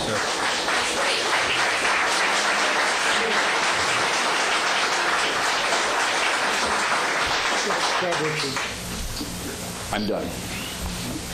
Questions for Steve by council members? I don't have any question. How about you, Jack? Craig? Well, actually, I have more of a question to Richard. When I knew this was going to come forward, obviously I did some research, and you've got the Streets and Highways Act that covers lighting and landscaping, and then you take a look at the Lighting and Landscape Act of 1972. I saw very little reference to roadways. Can you, in what you researched for the opinion, can you share with us what you found? The same. Very little reference to roadways. So some of the questions that come to mind are how historically did this happen? Because we all know that there was a developer agreement. And the roads, I understand, were put in to the LLD because, quite frankly, the city didn't have the money to maintain them at that time. So that's historically how it went off in that direction. I spoke to Steve briefly on the telephone, and I've spoken to you, Councilmember Turco.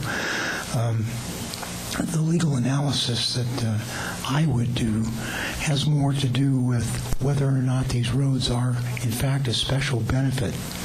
Because the nature of an LLD is that it's a special benefit district. If you have street lights and landscaping, arguably that is a special benefit to that particular subdivision or area of residence. Arguably, the roadways have a much broader use. That's what I would suggest the council direct me to explore. I mean, I can explore other avenues, but I don't think that revenue sharing is one of them, quite frankly.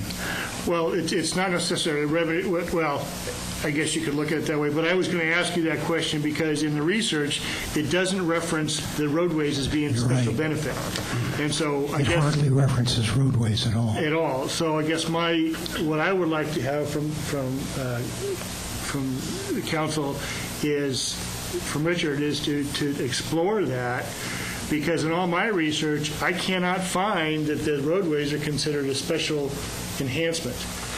They talk about many other things, such as statues, landscaping, general lighting, traffic lights, recreational playgrounds and courts, equipment, and public restrooms. Correct. Which is unique and special, but not roadways. That's correct. And so, and I guess along with that, Steve had mentioned, and we as a council all got a copy of this, by the way. It's the resolution that he referred to back in November of 0259, yeah. Right, November of 02. And I just want to read a couple of things out of it because I think it's really pertinent that everybody understands why the TOT was raised from 6 to 10. And as Steve mentioned, as a result of the direct impacts caused by visitors to the city. And another one, it says, would alleviate the impacts on the city emergency services and roadways. So, and it references roadways in there on several occasions. So I think that the council needs to kind of recognize what this resolution did, and it was trying to mitigate impact from tourists on our roadways. And I think, based on what I'm seeing, those numbers, and I saw the pie chart that was done by the county in terms of the TOT and the transit. There's a significant amount of revenue coming out of that LLD district. So it's not just residents that are flopping around in there. And I didn't mean like that flopping around. I mean like kind of rolling around, you know, that kind of thing. That's the second time you've used that word today. So, Rich, would you make it a little clearer about what your feeling is about that resolution, please? And my question is, if the resolution was successful, and it was the help of our district that made it successful with getting the 66% that you needed to pass it, and the city's enjoying that 4%, how can our neighborhood be excluded from the results of that? Well, Steve, I'm not familiar with any statutory or case law on that issue. What I am familiar with more so is the law related to the benefit of this particular assessment, the streets in the subdivision. That's the area that I think the real legal issue goes. It's important to remember that the LLD governing body is sitting right here. That even though there is a committee that the council authorized to go forward and do the day-to-day work of the LLD, these people are going to have the decision what to do with those roads, ultimately. I think you said something very important, and we all agree. If you only had $104,000 in the bank in 1995, and when Stephen O. dedicated the streets to the city and the city rejected them, it went on to the responsibility of LLD, which I think in your findings, correct me, you did not find hardly or any LLDs that you researched that had roads in them, did you? Very uncommon, if there are at all. And that's exactly what we're talking about. Well, I know of 70 LLDs in Stockton that have none. So the kicker is this, is that it's a legitimate argument, and I can understand the decision in 1995, but when you start looking at these figures, and then you make a parallel about the criteria that the city used in 2000, 2006, and 2007 to eliminate that revenue sharing agreement and get back their 8% sales tax and part of the TOT, that the same criteria should apply. It was a matter of what's fair now. In these documents and in these minutes of these meetings, the word fair is used like 150,000 times, and I didn't want to give you more quotes. But I want that to be emphasized in the minds of the city council people tonight. I understand that, and you're arguing by analogy, and it may be a good analogy, Steve. The question in my mind is what's out there in terms of legal precedent.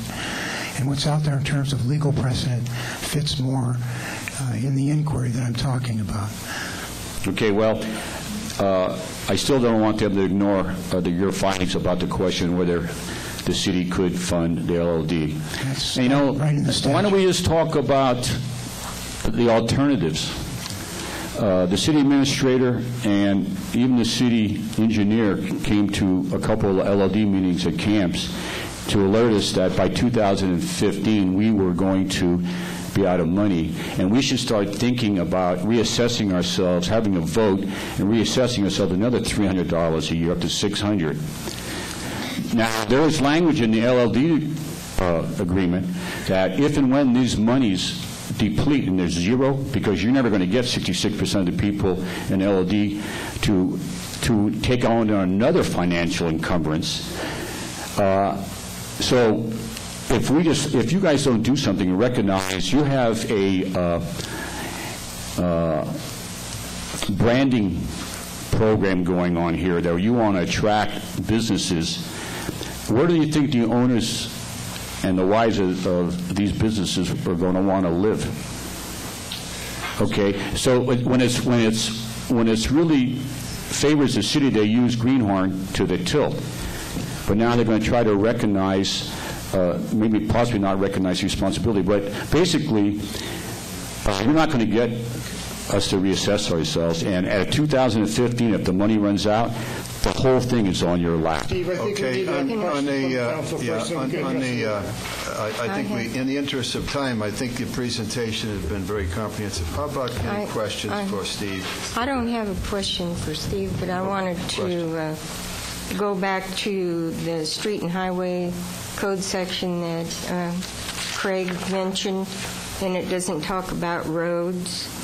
In the improvement 22525 section, improvement means any one or any combination of the following, and under that is D, the installation of construction of any facilities, which are pertinent to any of the foregoing, or which are necessary or convenient for the maintenance or servicing thereof, including but not limited to grading, clearing, removal of debris, the installation or construction of curbs, gutters, walls, sidewalks, or paving, or water, irrigation, drainage, or electrical facilities. So we're talking about maintenance of the roads at this time. The roads were put in by the Municipal Bond Act of 1913, I believe, the construction. And so we're talking about maintenance in the LLD. And I think that we need to have the attorney do more research on all this before we make any kind of a decision. Just a comment, though, Elaine. When you're absent of a definition, that means it doesn't mean that it's in there. Pavement can be sidewalk pavement. It could be a slab for a restroom. So in all the research, and that's why I was mentioning to Richard, in all the research I've done, it doesn't specifically say roadways. So I think that's there. And I mean, in legalese, they like to leave it very vague, but the absence of reference typically means it's subject to interpretation. Yes, but the fact that it's not in there is so what I I'm think trying to that get. we need to have more research done. In what specific regard? Because the request is made for the city to take ownership? Because this is actually an assessment district, and that there's benefits to the people living in Greenhorn Creek that other people in the city do not enjoy. Give me an example, Elaine. Okay, please. Because wait a minute, Mayor, I'm not going to make this a political football. Okay. We're not going to dance around these issues. Please. I will give you the. Let's have order, because we're trying to get to it. And you had your presentation.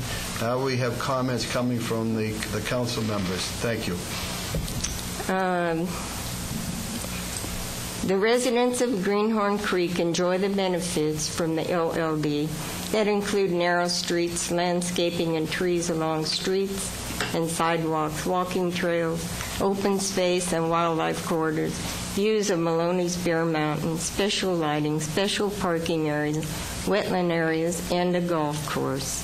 And the general population of Angels Camp does not enjoy those same benefits. Okay, please. We're trying. Okay, I get the answer to that, then, don't I? No. Let's have other questions. Please, other questions here on the council? Yeah, We're trying to get questions from the council, please. Thanks. Just bear with us. Then we'll open up for public comments. Is there an advantage to the city owning those streets, or just maintaining? LLD owns them now. Is that correct? That's correct. So is there an advantage one way or another for us to own them, or to? Obviously, there's going to be a cost associated with the city picking up the maintenance of the roads. Well, yeah, that's the issue here. But if we pick up the maintenance, what is the best way to pick up the maintenance? To own the roads, or to just do the maintenance for the LLD? I don't know that Richard can answer that. Yeah. I don't know. Off the top of my head. I'd like to know that. I'd like to make a statement. What I can tell you is that... Please, Steve. We're having discussion. One inquiry has to be... We'll get back to you and the public. Please. One inquiry has to be under the Landscape and Lighting Act of 1972, and that is, were streets intended to be considered as improvements? I think two council members see that issue clearly. That's something that should be answered. The second has to do with whether these streets qualify as a special benefit to this area, because that's one of the criteria for charging people in a district. They get some special benefit from the street lights, for example. That's a pretty clear one. When it comes to roads, I'll be honest with you, I don't have an answer. And I don't have an answer largely because the statutes are ridiculous. They're terribly drafted. They're vague. And there isn't a lot of case law out there either right now. But it's something that will require some research, and obviously I'll come up with an opinion that I feel is an honest one. Now, with that said, again, this is a decision that the council makes because you are the governing body of the LLD. The committee is not a separate legal entity. So the inquiry really needs to come from you, and then you need to make the decision what to do with the roads. Okay, thank you. Well, and to Jack's other point, there is some, I'm not going to suggest that it covers all the maintenance costs, but there is some benefit to adding those streets to the gas tax, which currently isn't. We can't claim those streets now. Is that correct? So there is a revenue revenue generation there.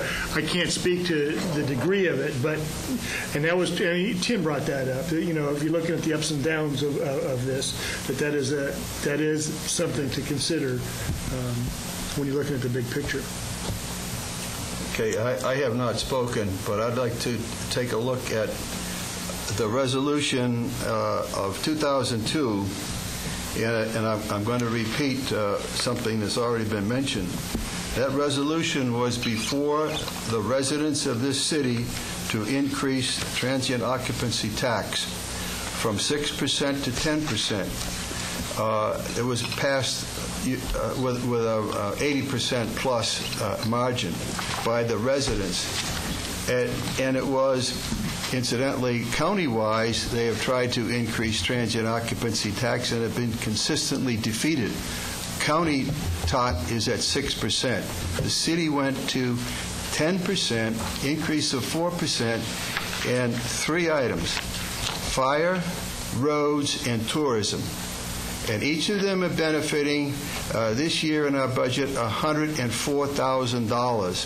$104,000 to fire, $104,000 to roads, and $104,000 going to the tourism. We put that money into the tourist office of the county. So during that campaign, there was nothing saying that this was going to do anything other than mitigate the damage to the roads caused by tourists. And when you look at the transient occupancy tax coming into the city, it's the largest single source of revenue coming to the city, beyond property tax, beyond sales tax. Everybody talks leakage. Transient occupancy tax is the greatest generator. It's over $800,000 total, and 80% of that, or something like $600,000, is from tot collected at the timeshares and the Greenhorn cottages.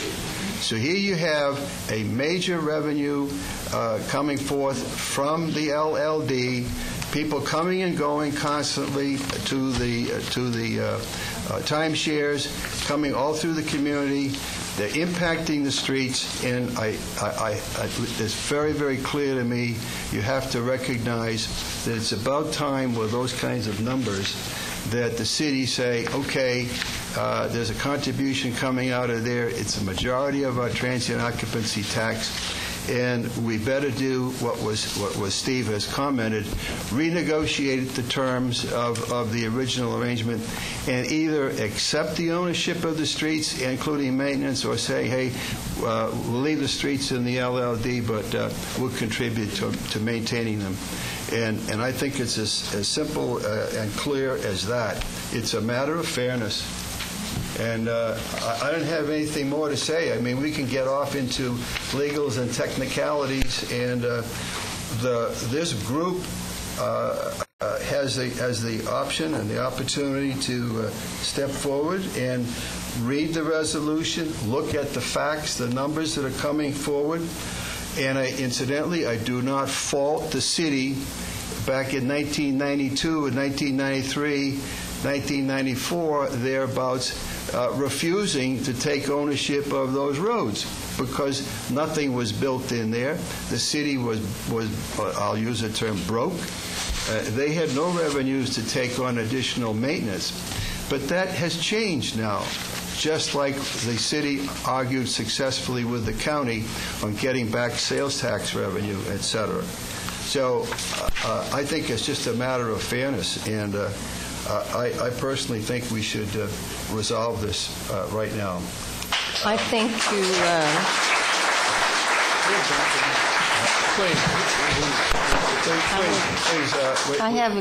I have another comment. Okay. I believe there was going to be a public hearing on this in October.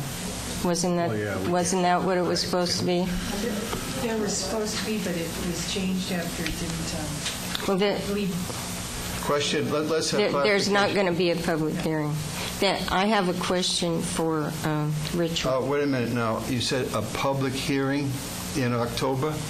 Yeah, that's what it was. A workshop. I believe there was going to be a workshop, and then after that workshop, they were going to try and have a public hearing. When it was going back to infrastructure, there's going to be infrastructure where they would decide to redo this, have a workshop, and from that workshop, there was going to be a public hearing. But because it got changed and came directly to here, I'm assuming everything else sort of fell. Okay. Then I think we should have a full council before we make any decision, and we won't have a full council till January. And also, I have a question that I would like to ask Richard. Is there anything that would prevent Mayor Lynch and Craig Turco from voting on this issue? Please. All of these questions are fair, and you have the opportunity to hear the deliberations and discussions. And thank you very much for listening, because we as a council are learning this just as much as you are, based on the comments and what people are saying. So please listen like I am, and I appreciate that a lot. Thank you very much. Under the Political Reform Act, that's obviously the question you're posing. One of the issues in this 8-part analysis that's required has to do with a large enough segment of the population in a similar predicament, basically. That is something that I would want to take a look at prior to your taking an action. The other issue, I think, is an agenda issue. I want to be clear that when this council takes action, that it's understood that it could have financial impacts, so that we don't have a Brown Act issue with the agenda. So those are two questions. Okay, you share that one. Run that one by me again. If the council takes action, for example, to take money from the general fund, I would like to see that agendized clearly, so there's no question about the potential action you were going to take. Okay, but I don't think what's before us tonight has nothing to do with movement or reallocation of funds. Correct me if I'm wrong. What's before us tonight is for us to either accept or reject the recommendation that the city accepts the roads in Greenhorn Creek. Subsequent to that, if there was work to be done or maintenance to be done, I recognize the fact that we need to consider, okay, how are we going to pay for that, or where is it going to come from? But I don't know, why would that be part of this? Simply because under the Brown Act, you have to be clear about what it is you're proposing to do. I think the implication is clear that it's going to have financial impact on the city if you make that decision. I'm not saying it's right or wrong. I'm just saying there's going to be financial impact. I don't want somebody attacking the council because it wasn't clearly enough stated in the agenda. But are you saying that they can't vote tonight? I'm recommending that they don't vote. Well, let me ask you something, Richard. We already had this come up on the Selkirk real estate office when it was delayed for 6 months. Wait a minute, Mayor. Please. When it was 6 months delay, because they thought. Let's talk about the issue of. Well, the issue is that there's no financial benefit from either one of the city council people, one way or the other. That's not a decision for you to make. Well, you already gave us that decision on another issue, on the Selkirk real estate office. The facts were entirely different, Steve, and that's the problem with the law. it's not clear. This is a whole different situation, and my job is to protect the city council. And if it takes 2 weeks longer for me to give them some additional information so that there is no challenge, I'm going to ask them to allow me to do that. The roads have been in that subdivision since 1995. So 2 weeks to look at the legal issues, well, I guess, which sometimes pop up quickly. What specifically do you need Well, one of the issues is where do you get the funds? I've already given you an opinion that states that you can contribute to the LOD from the general fund. So the other issue has to do with whether these roads are in fact a specific benefit to that area, or whether they really are more likened to benefit the general public. That's the crux of setting up a special benefit district, and I think it has something to do with why we don't see roadways in the Landscape and Lighting Act. But that's only germane if the council is going to say, well, it's an LLD that has roads, we're going to deviate from that. If the council's pleasure is that we recognize that an LLD can be, in fact, lights and landscape. So I understand that, but we don't necessarily have to base our decision whether or not it's a special benefit. No, but I'd like to provide you with the background and the facts. One of the reasons is that the roads, whether we want to admit it or not, they're there, and they are part of the LLD. And if we're going to make a decision that essentially makes the council financially responsible for the maintenance of the roads, I want to give you all the information I can. Yeah. Okay. And before we go to public comment, do you need to have a formal complaint from Councilwoman Morris? No. I don't need a formal complaint. Because the issue, I mean, she has issued a challenge. That I understand that. So, I mean, the record needs to state that because it's in the record. It's in the record. One small correction. Let's Mayor, one small correction. In the question to Mr. Matranga, which he answered, it was general funds or any other available city funds was part of the question. Okay, we'll open it up for public comment now. Members of the public, any further comments from individuals? So somebody else will speak there first.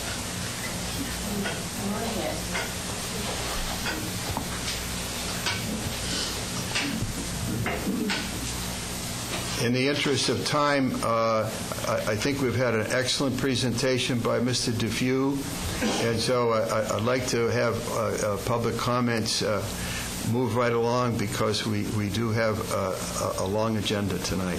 And thanks for your cooperation. My name is Kim McCarthy. I live at 253 Point Drive.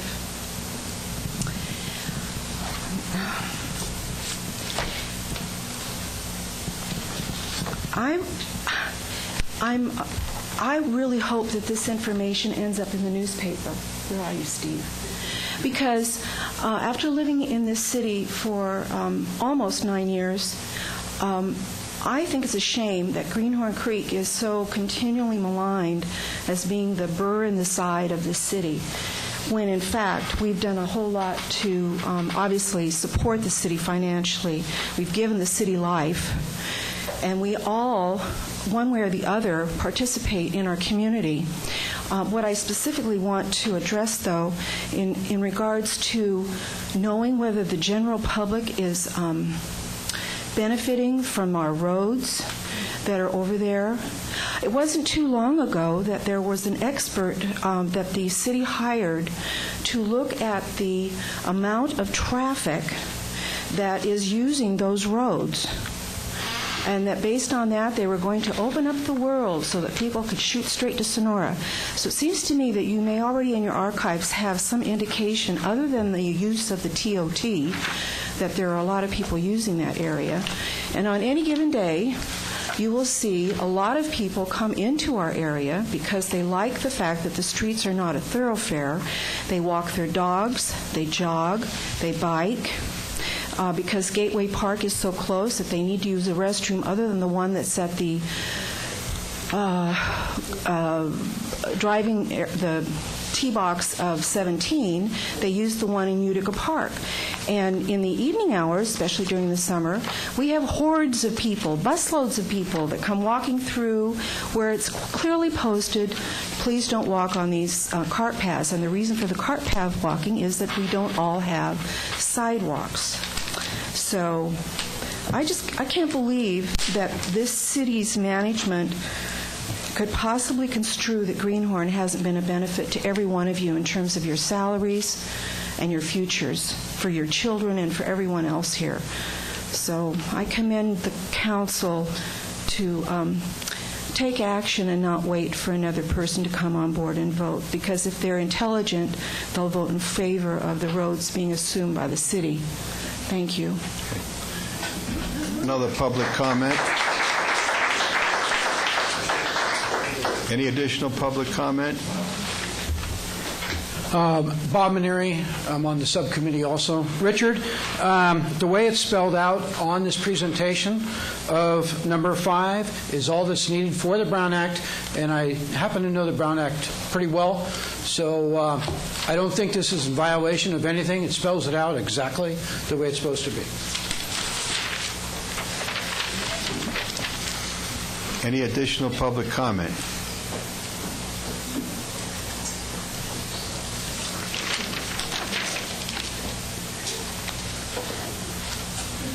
Yeah, good evening, Mayor and City Councilman. My name's Brian Bates, and I'm at 249 Blair Mine Road in Greenhorn. I just moved to this community a year ago. And I don't know a great deal about the issue. I've been familiar with similar issues, other locations I've lived.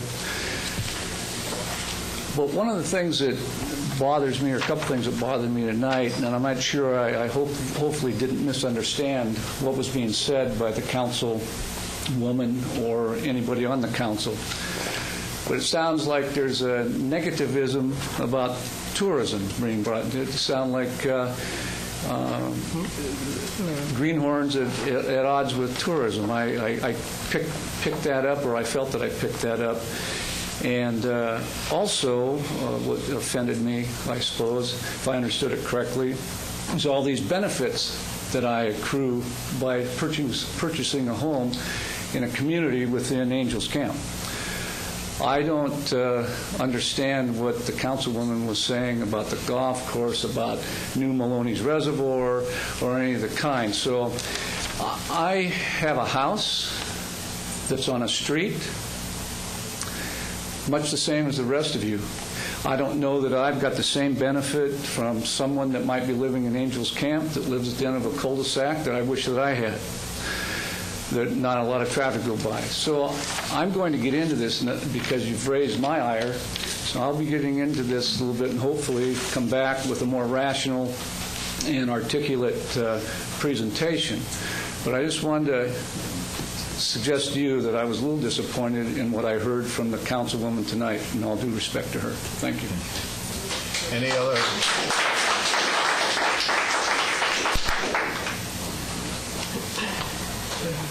Hi, my name is Trish Ford, and I live at 138 Smith Flat Road in Angels Camp, which just happens to be part of Greenhorn Creek. And my concern is that when Richard is talking about the benefit, the special benefit that everyone that lives on the streets of Greenhorn Creek is receiving, I think the more appropriate question would be, what special benefit does anyone in Angels Camp receive from any street they live on? Everyone who lives on any given street is going to receive some special benefit from that street, primarily access to their home. The ability for their friends and visitors to access their home. I don't see how that's different than what Greenhorn Creek experiences. And as the mayor has already pointed out, and Steve so eloquently in his presentation, the TOT, 80% of that is coming from the cottages and from Walmart, and you can't get there unless you come through Greenhorn. So that in itself should be enough to sway the vote for this. Thank you.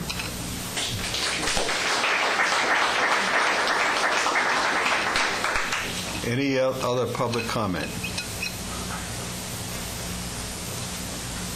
I just wanted to remark that... Please identify yourself. I'm Buck Reed, and I live in Greenhorn. I wanted to remark that to suggest that any councilman need to excuse themselves from the voting because they live within Greenhorn and might therefore gain some financial benefit by not having to contribute and having the city pick up some of the expenses. The other councilmen who live within the other parts of the city should also be excused for the same reason, that they might then gain some benefit by that not being approved. So I see that that's an argument that doesn't fly. Thank you.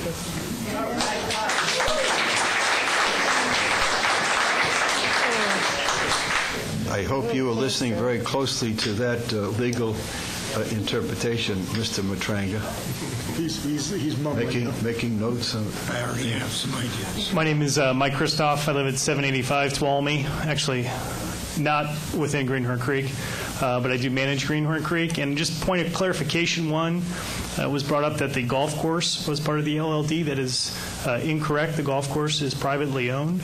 And I think really the main issue, the crux of the matter, is the roads. And I think it's funny that it's called the LLD Committee, which I'm pretty sure stands for Lighting and Landscape District. So.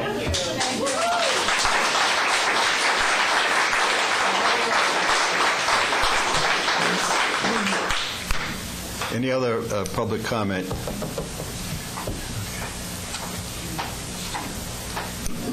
Do you have a license to speak, young lady? Don't you go there. Denise Turco, 244 El Dorado Court. And I have as much right to stand here as anybody else. I think that this is a perfect opportunity for the City Council and the City of Angels to recognize that Greenhorn Creek is a part of the City of Angels. Just nobody makes a distinction between the residents of Angel Oaks, Stelty Park, Country Lane, the historical district. Why do the residents of Greenhorn Creek continually have to be singled out as if we are not a part of the City of Angels?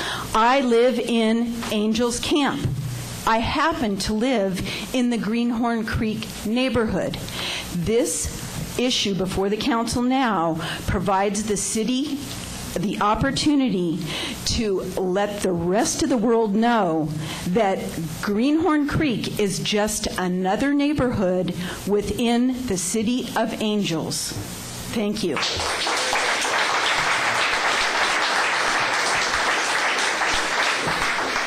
Other public comment?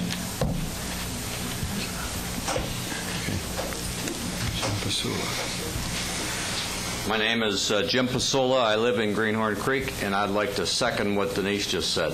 Ever since I've been here, we have been referred to, those people in Greenhorn Creek. You got to realize that we're a big asset, and this city has improved a hell of a lot ever since it was built. So I don't understand all this. It just, to me, is mind-boggling. So I would ask the council, take it on. Okay, thanks.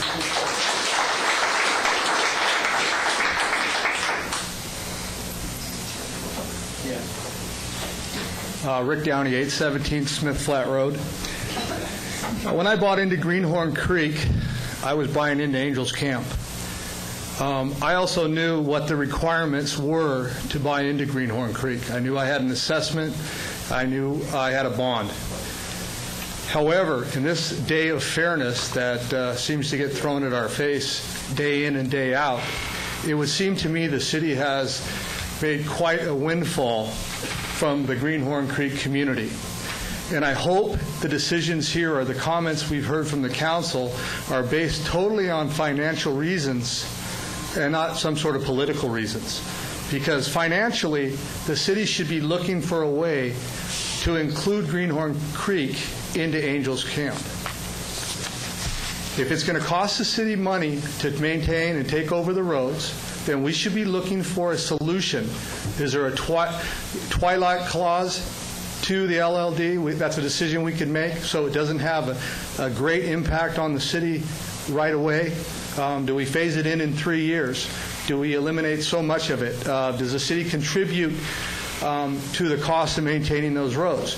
We have to look at it in a way to solve the problem and not just to alienate one portion of the city against another portion of the city. And, I would just, Steve's presentation was incredible. The facts are all there. If the financial end of it is what is creating the problem, we should look at a way to make that happen. We should look at what it takes financially to make it happen so the city isn't hurt and the other residents of the city are not hurt by the council voting to take over the roads in Greenhorn Creek. There's got to be common ground. It takes common sense. That's what we got to do. Thank you.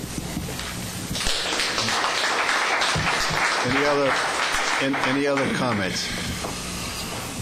If there are none, we'll close public comment and bring it back up here. Council members. I would like to make one more comment. If the people in Greenhorn Creek would like the city to take over and own the roads and maintain the roads within your subdivision, I would suggest you come back when the bonds are fully paid on the roads, which still has a balance of, I believe, over $8 million.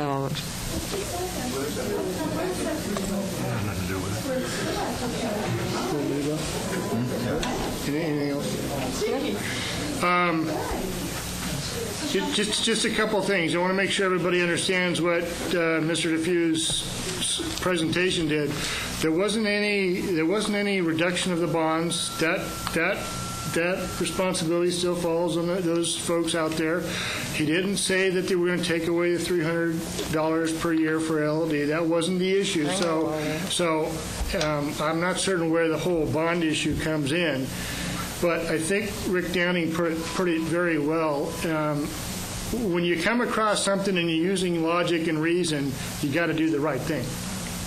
And I think we're at that point where you just have to do the right thing. And I can't let this go. I typically don't do this, but I'm not exactly certain why would we need a fifth member up here to make the right decision. So I take offense that you're saying the four of us can't make an intelligent decision and that you need to have a fifth council member to make this. So I'll leave it at that. That's just my comment. If that's the way you want to go, that's fine with me. I just think we should have a full council. I don't want to take away from the presentation, but and beyond that, I believe we need to let Richard research what he needs to research. Check. I don't think we need to make a decision tonight. Well, I don't think we can. I think we need to get the answers from Richard.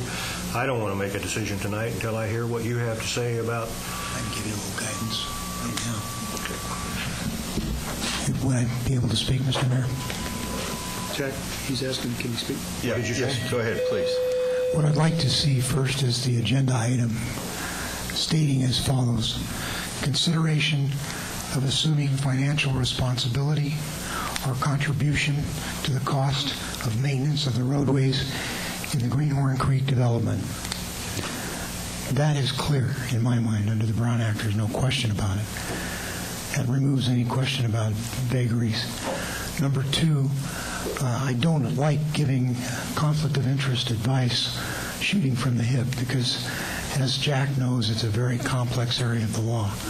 Nevertheless, even if two of you have a financial interest, which I haven't determined, you could vote on this issue by virtue of what's called the rule of necessity. Right. In order to have a quorum. Correct. You need to make a quorum. So that's not a big issue at this point in time. One of you would vote. But I'd like to have the time to offer you some more background before you make this decision.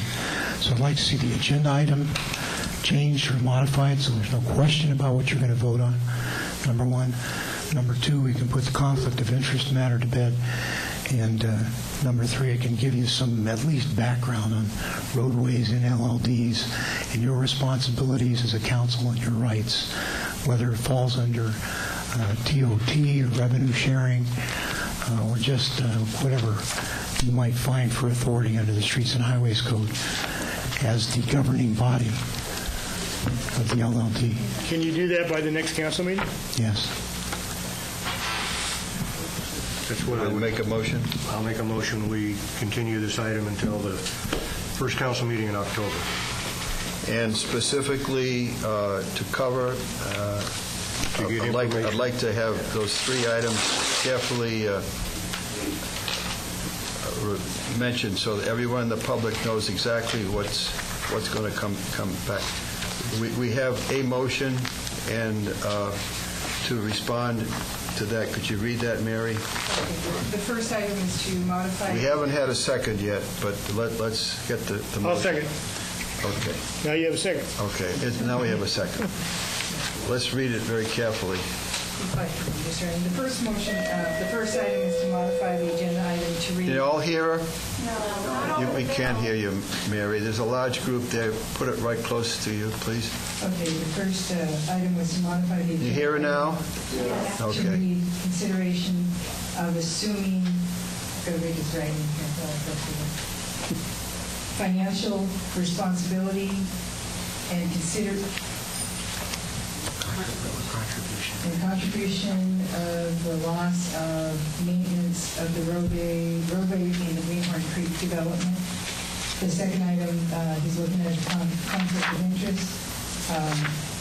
Do some guidance on that and look at that. And the third item we'd like to provide some background of roadways LLP. Okay. So we have a motion and a second. Public comment on the motion and the second. No. Okay. Okay. It's close. I'm sorry. I stand Sorry to get you corrected. excited. Stand corrected. Questions on it? No. Okay, we'll call for a vote, and we'll do a roll call vote, and we'll start with Jack Boating. Yes. Elaine? Yes. Craig? Yes. Lynch? Yes. Thank you. Can we take 5 minutes, Mayor? Yeah. Please take a 5-minute break. She's back at... We're going to have another change in agenda. We're going to call on number 3. Please step forward. The students from Bret Harte High School, homecoming. And we'd like to have you make a brief presentation. We're at 8:15, and we still have a long agenda. Please, let's have order so we can listen to the students from Bret Harte talking about their parade. Thank you.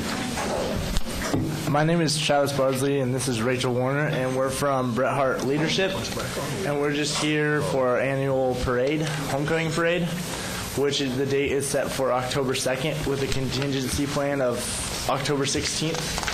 Due to our AstroTurf being built, we don't know if the rain or whatever is going to put it back. But we would like your approval. Okay. Any other questions or comments? No. In the interest of time, I'd like to have a motion that we approve Resolution 09-36. So moved. Second. Okay, it's been moved and second. All those in favor? Aye. Opposed? Abstained. So we've passed Resolution 09-36. Do you have an objection to our... Just, you better ask for public comment. Public comment? Just that's all you have to do. Okay, thank you. We'll move now to... Thank you, guys. Thanks, Travis. We'll move to item number 1. And this is a designation of a 15-minute parking space at 1267 South Main Street. And Dave Hannum. Thank you, Mr. Mayor. Before you, you have an item. Just kind of give some background on the item. In June 2009, the city received a request from the owners of the World Mercantile to establish a 15-minute parking space in front of their building. And the purpose of the zone would be to allow customers to pick up food orders, more of a takeout type of a business, or to incorporate more of a takeout type of business for them. This item was referred to the infrastructure, and then the infrastructure meeting referred it to the Transportation Circulation Committee. And at the July 9th Circulation Committee, the committee voted unanimously to recommend to the Planning Commission approval of the 15-minute parking zone for a 6-month trial. And after the 6 months, it would be reevaluated whether or not that it would be continued. The Planning Commission, at its regular meeting last Thursday, recommended approval, and I have it was approved with 4 conditions.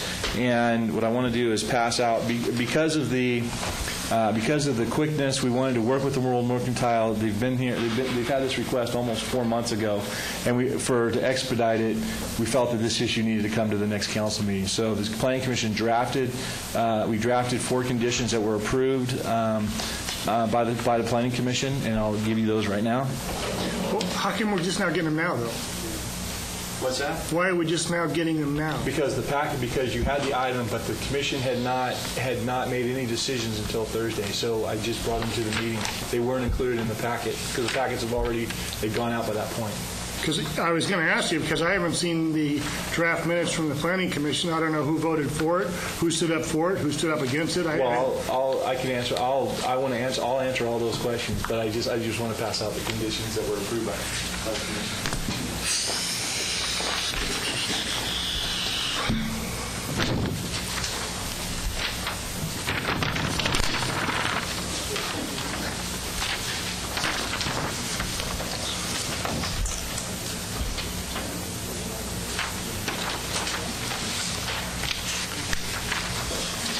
Okay. Let me. Questions? Well, if I can continue, Mr. Mayor, who spoke? There was no one who spoke against having the 15-minute parking stall. The Planning Commission voted unanimously to. Oh no! I take that back. The Planning Commission voted 3-1 in favor of the. 4-1, sir. Oh, 4-1. I'm sorry, 4-1. I'm looking at the council at 4-1 for approval of this zone. The 4 conditions that that were approved by the Planning Commission were: number 1, applicant to submit a scalable drawing showing parking place location, designation of all graphics, striping, curb painting, and signage to the Planning Department for approval. That all costs involved with project, including materials, labor, and any Caltrans or city fees, are the responsibility of the applicant, including any costs required for the removal of all designations after the trial period, should the parking space be returned to its current use. And then 3, all implementation of the time limit and any potential liability will be the responsibility of the applicant. And number 4, the submittal of the hours. And this condition, I'm going to ask the council, because the number 4 condition was the submittal of the hours of operation will be posted on the sign. What we want to do, what I would like that condition to read is that the applicant is required to submit her hours of operation to be used on the 15-minute parking sign, so that other people can use that parking sign or use that parking space at times where the business is not in operation. So if I can make that change to that one condition. With that, and staff is recommending that the City Council approve the 15-minute parking stall in front of the World Mercantile located at 1267 South Main Street, with the condition, the consensus that the World Mercantile will have the parking space in front of the store for a trial period of 6 months at the applicant's cost, and then, of course, with the following conditions. Okay. Questions for David? No question. I do. I don't know if the other one does. Okay, before we get started, I am for tourism, and I like the World Mercantile. So I'm going to say that right now as a qualifier. I do have some concerns. You specify, one of them was taken care of with a specification, because we had a little issue with a bus stop not too long ago that we couldn't figure out where in the heck to put a bus stop. Right. Who's going to monitor this? Because there's no ordinance that's going to have any teeth in it. So who's going to monitor this? Well, once the sign is posted, the police department would monitor it as a 15-minute. So, Chief, are you going to monitor this? Is there going to be an ordinance? If there's no ordinance, then there's no anything that I can. Okay, because I'm just bringing that out. I mean, has Caltrans? Are you still? I'm just conferring.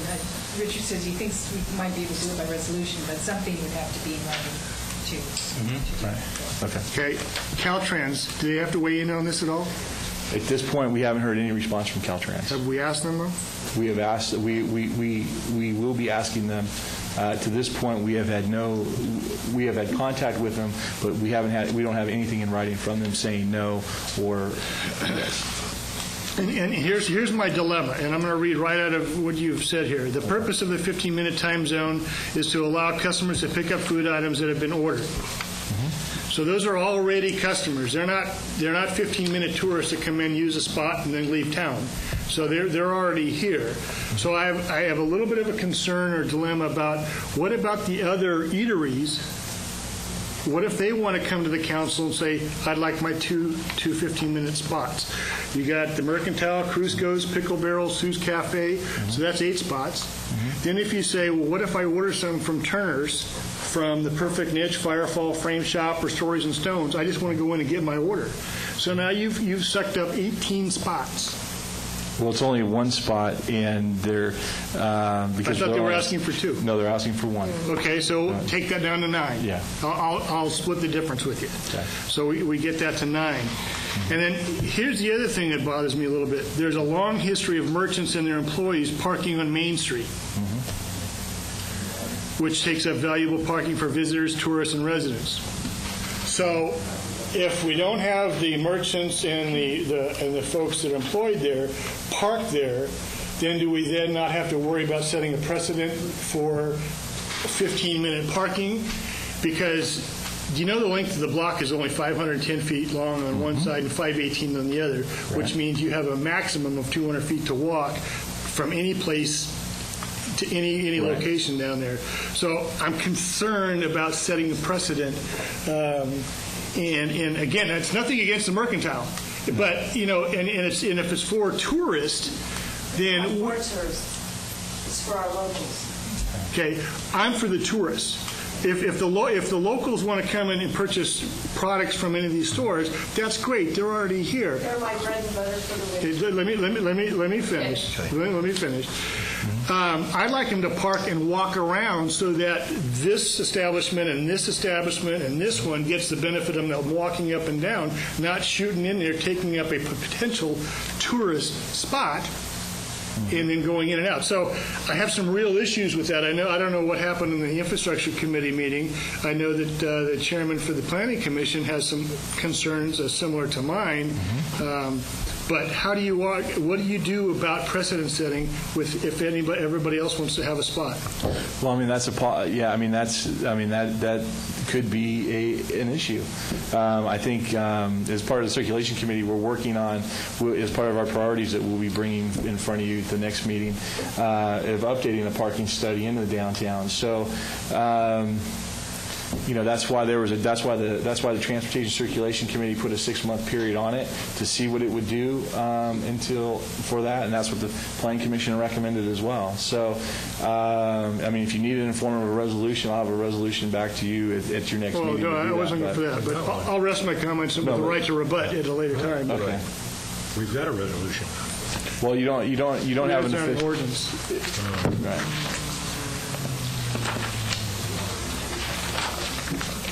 Are we requiring an ordinance in addition to the resolution? I thought that you might be able to do it by resolution, and you have to check. Typically, there's an ordinance that allows these to be done by resolution.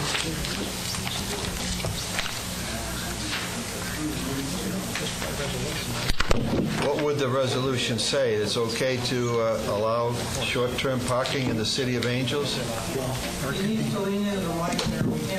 It could be more specific to this particular situation. The ordinance would say that you're allowed to shorten time periods or whatever, and then resolutions enacted in accordance with the ordinance would specify locations. But you don't have either on the agenda. So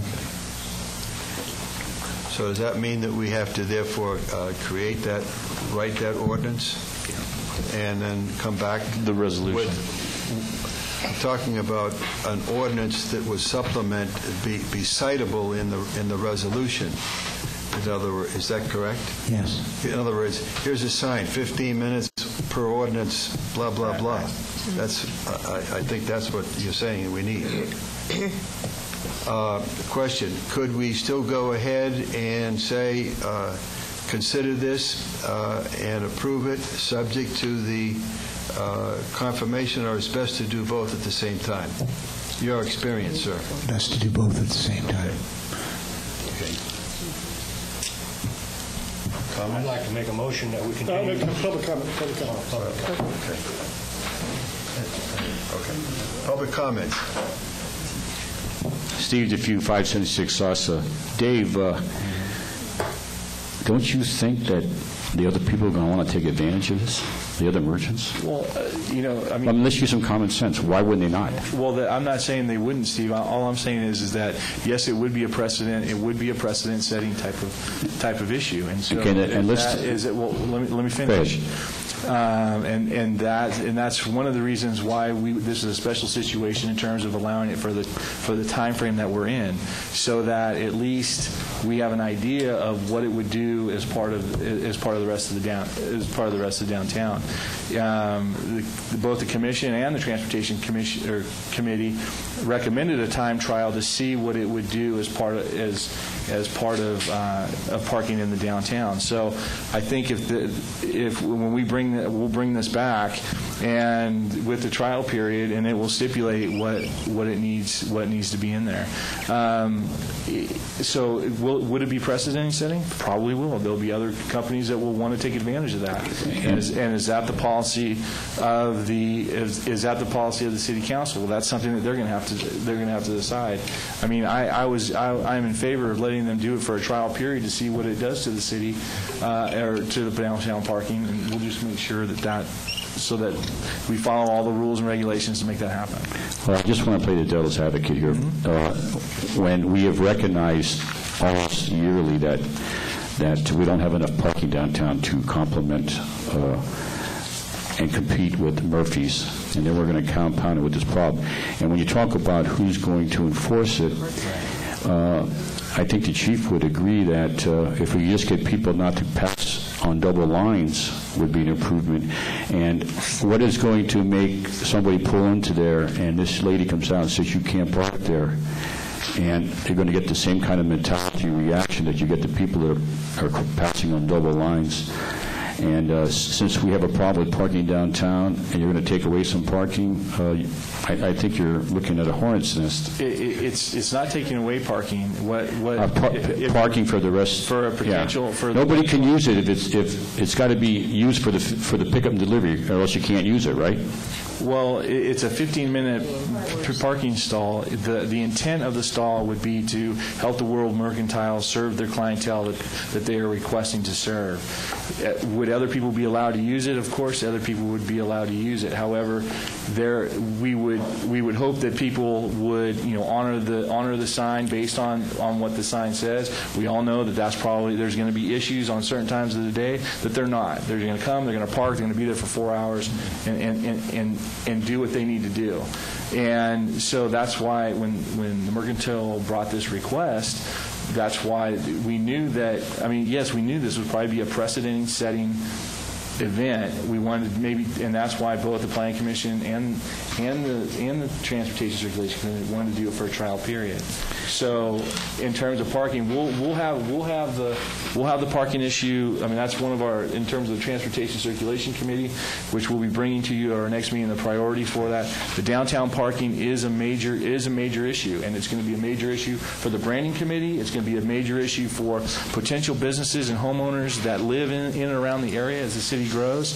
So it's going to continue to be an issue, and that's something that we're going to look at. Okay, I just think you're being naive if you don't. Is there anything else that you need to say? I am. I'm saying something. Okay. In the interest of time, Steve. I don't know where that comes into the interest of getting your point across. Listen, I think you're naive in thinking that the other people are not going to Okay, you're making respond. A parenthetical comment on him. What is your question? Didn't I say that? What is your question, please? Do you have any more questions? The question is if he believes that it's not going to create a hornet's nest from the other owners. And like I stated just before, that it probably would be a precedenting issue, and that's why the trial time period would be allowed for that. Additional comments, please. Gary Coletto, Planning Commission Chair. Council, I would strongly recommend, and I think the city attorney would do so also, not putting words in his mouth. There were a number of comments, public comments on this particular issue. There was something read into the record, which should be in the minutes, so I think it would be in the council's best interest to have the minutes of the meeting, have what was read into the record in front of them before they go ahead and decide upon a resolution. With your doing a resolution and ordinance, as the city attorney recommends, you would have time to have that. But I think that's of very big importance. You're not getting the whole picture. Okay. Thank you. Thanks. Any other public comment? Michelle Lee, 6035 Warby Ranch Road.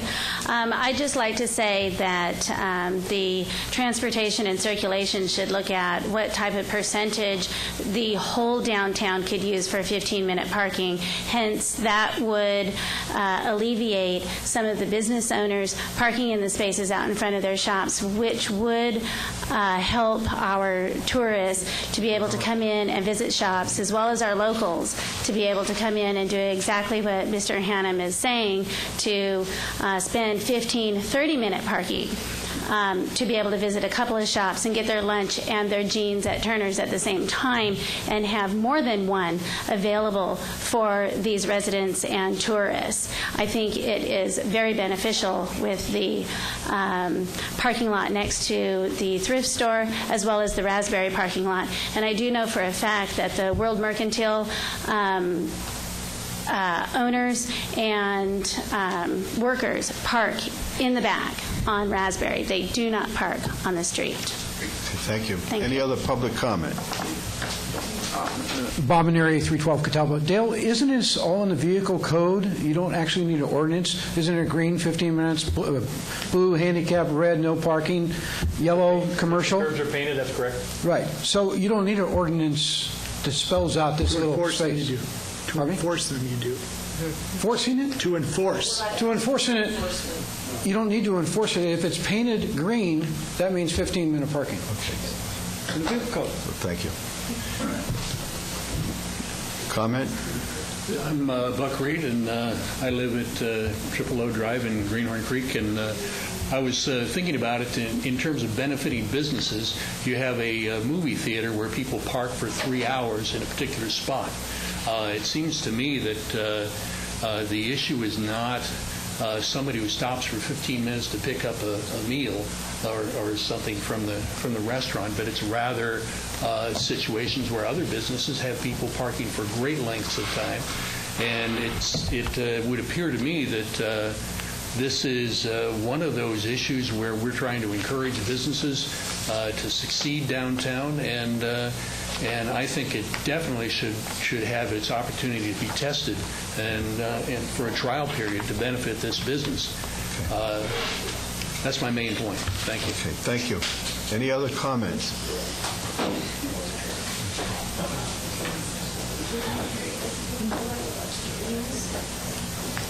George Fry, 1304 Oak Place. Why can't we just all get along? I don't, we're only talking about 15 minutes. I've lived in this city a long, long time, and people have lived here a lot longer than me. And all of these people who own businesses and park in front of their businesses and everybody else's totally escapes me. I spent 9 years in retail, and you would never do what I see being done every day of the week here in Angels Camp. And I commend you and your staff for parking elsewhere. Thank you. Thank you. Additional comments? Yes. Hi, I'm Nikki Robinson, General Manager of the Angels Camp World Mercantile. Thank you very much for all of your comments, each person's comment. I appreciate hearing from each of you, and I also appreciate seeing every citizen of the City of Angels, regardless of where they live, inside the World Mercantile, enjoying some of our great community events and great ice cream and sandwiches. Council members, it's tough to run a business right now. It's tough to run a business downtown Angels Camp with a bypass going through and no signage pointing to our historic district or to our Middleton side. Hopefully, we'll all work together to work on those solutions. Back in May, when we asked for this request, we weren't expecting a hornet's nest or anything of the sort. What we're asking for is to simply, in recognizing that our locals represent our bread and butter for most of the year, making it simple for them to order something and come and pick it up. We also realize that some of our neighboring businesses, and Mr. Howard, I don't know his last name, but Howard from the coin shop next door, who spoke at the Planning Commission meeting, also pointed out that it was a value for him to have such a spot nearby his business for his customers who just wanted to quickly come in. We're not asking that this be exclusive for the World Mercantile, but rather that we're willing to accept the cost of painting. You've seen what's been recommended, the signage, the painting, the striping, going through all of that. We're, of course, a nonprofit organization. We're happy to put this in front of our store for the use of not only ourselves, but each of the other businesses nearby, just to see how it works. We are the ones who asked. We'll do it for 6 months. That wasn't something imposed on us. We didn't say, we need you to enforce it, and nor would we ever come out in front and challenge anyone. That's not the point. The point is most people who see a 15-minute parking zone will abide by that. That's enough for us. It's just a way for us to reach our core audience and not try to do it in any kind of a way that's going to cause a problem. So thank you very much for your consideration, and thank you for everyone who spoke. Okay. Any more public comment? We'll bring it back up here, and we've had ready for a motion on where we go from here. Richard, what do you recommend? That we continue it till you... Yeah, I think we need to take action in the form of a resolution, so let's continue it and see what the proper protocol is before we take action on it. I move we continue it till the next council meeting, first council meeting in October. I'll second that. And specific wording on the resolution. We'll do that. I'll give you some guidance on it. Okay. You mentioned briefly the need for an ordinance, and you said it be specific for a time period. Okay, it's been moved and seconded. All those in favor of continuing it to the first week in October, please say aye. Aye. Opposed? Abstained? So it carries 4-0. So, Nikki, you'll have to wait, and we will also have the opportunity to see the Planning Commission minutes before that. They will not be regular. They will not be approved minutes. They will be draft. We'll expand the minutes to just this item because the Planning Commission will not. Can you in some way specifically get this done? Yeah, what we would do is we will specific item on your. Yeah, what we'll do is rather than your whole agenda. Yeah, what we'll do is we'll if it's okay with the council. I'd like to have it done. Okay, we'll have the draft minutes. We'll have the. I'd like to make a 5. comment. It's very important for us as a city to be encouraging the businesses that are struggling through a very, very difficult economic period of time. And yes, there are administrative and other concerns of the city have to be recognized and appreciated, but I think we need to move this along because this is a specific request from and I'll call it an anchor business in our downtown area. And make no mistake, though, Mayor, we all recognize the importance of that. So whether or not we differ of an opinion does not mean that we do not recognize the significance and the importance of our businesses downtown. Right. Okay. Okay. With that said, we'll move now to item number 2 on our agenda. That's the branding logo design. Hello once again. Nikki Robinson on the branding leadership team.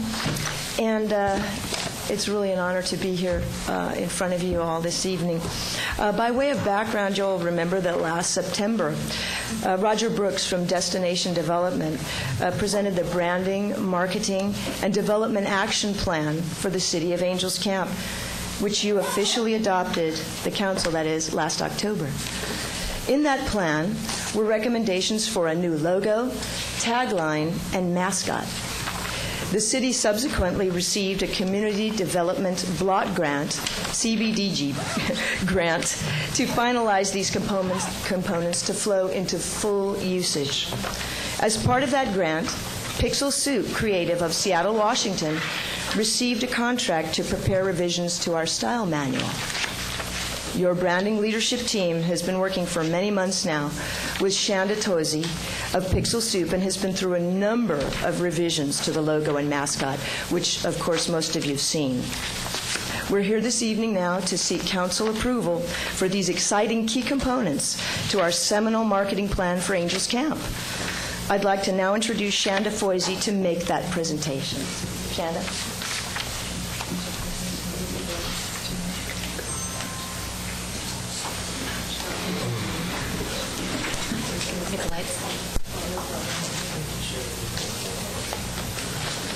Good evening. I am Shanda Foisey of Pixel Soup Creative from Seattle, Washington. Pleasure to be here tonight. I've really enjoyed my couple days in Angels Camp, and I'm excited to present these to you. Again, like Nikki said, this is the revisions from what was originally presented in we can turn on more lights. We don't have to have it quite that dark. Can you leave the back lights on? Yeah, there you go. Thank you. I need it right. But I'm here to present those to you. Just very quickly, in the interest of time, I'll run through this quicker than I did yesterday. But these are the brands that are selling to your target market, the ones that are making the equipment and the clothing and the shoes and the backpacks that are going to be sending these people to come here and ski and hike and climb and bike and raft so that they can come to Angels Camp, which is the mountain sports destination. A lot of this target market is what I often refer to as gear junkies and people who have so much outdoor equipment they don't know what to do with, and our hope is to bring them to Angels Camp to use it and enjoy it and use Angels Camp as a base camp for that. Of course, your target audience being the younger generation, 20s to 40s, but also the baby boomer generation who still plays like they are in that younger generation. Oh, looks like we have some technical difficulties, but the new Angels Camp mascot, who's been revised from what was originally presented, you can see him there in your packet. Looks like the color's a bit off, but he has been revised to be friendlier, outdoorsy, and really represent Angels Camp to the best that he can, and really be an icon that people will want to buy hats and shirts and cups and pump even more money into the downtown businesses because he will be an icon people want to take home with him. The Angels Camp marketing logo that is fun and modern and strong and really represents the outdoors, still a little bit irreverent, but still really represents the outdoor sports that you're trying to promote here. The tagline, of course, that was in the marketing and branding action plan, redefining the rush, that was adopted, that fits nicely into the concept of the adrenaline rush that you can get from these activities. And then an example of the municipal logo, which still maintains the main element, the main typography element, but is toned down a little bit so that it can be used on the sides of police cars, city vehicles, and then, of course, city stationery. Some concept city business cards just to show you how the logo could work with it. And I apologize, we're having some color issues here with it. But then some concept marketing business cards, and how fun would it be to, on the back, do a series of different activities that you can enjoy here at Angels Camp. And oftentimes that leads people to want to collect them, and it's a really great and expensive marketing tool. And some shirts that could be sold in downtown businesses that people would want to take away.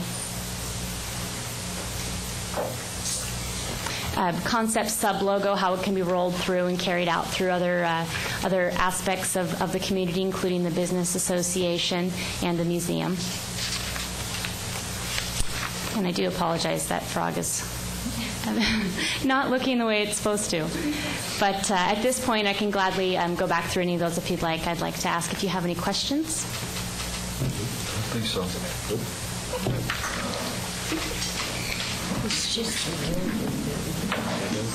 Any questions from the council? Any public comments on the presentation? We'll bring it back up here. Oh, there's a public comment. There's a public comment. Rosie. Hi, I'm Rosie Sundell. I'm actually here representing Bear Valley, and I'm also part of the branding team. But the fact that I'm part of the branding team because Bear Valley recognizes how important Angels Camp is to what we do up on the mountain. And I think what Angels Camp has come up with and the commitment that they've made, and they really understand, you guys as a team, of what can be successful along this corridor, not only for Bear Valley and the other businesses, but Angels Camp now being a part of that. And I personally, I really feel this is such a great fit to why people buy here, to why people come here and visit here. This is the same type of idea we get from our demographic and why they visit the area. So I just want to commend the design team on what they did. I think it's a really great fit for Angels Camp. Okay, we've any other public comment, questions? Yes, sir. So I know it says we're approving the City of Angels branding design logo. Which one, or all, or? All. They are here. I'll scan back quickly. And I want to make a quick comment. If anyone does want to see the frog that's not all pixelated and messed up, we do have some color copies you can look at. So this is the main marketing logo. The mascot, of course, and then it's kind of an umbrella logo that's broken down into other sub logos that work with it. So essentially, so it's essentially the frog. The frog and this. Oops, sorry. This as a whole as the main Angels Camp marketing logo, and then of course that typography mark is carried through and modified slightly so that it can be used in other municipal uses and other community organizations. Okay, thank you. Mm-hmm.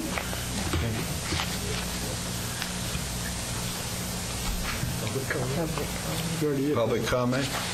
I think we already had Rosie. Okay. Yeah.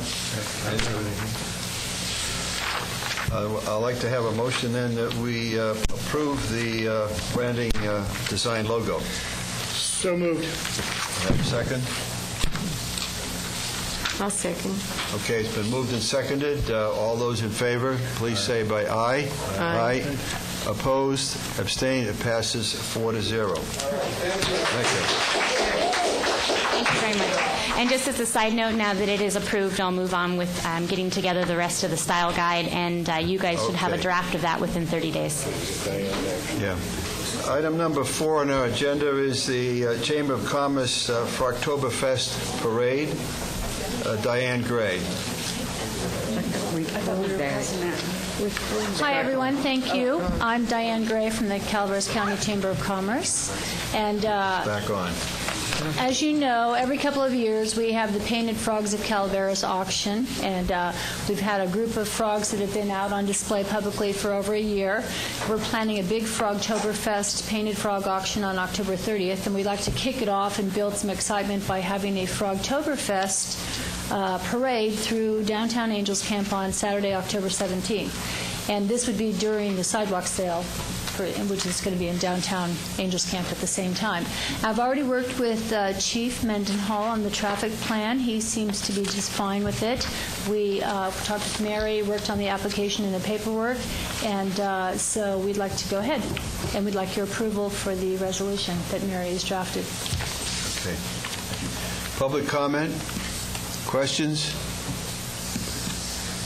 If there being none, let's bring it back up here, and I'd like to have someone make a motion that we adopt Resolution 09-37. So moved.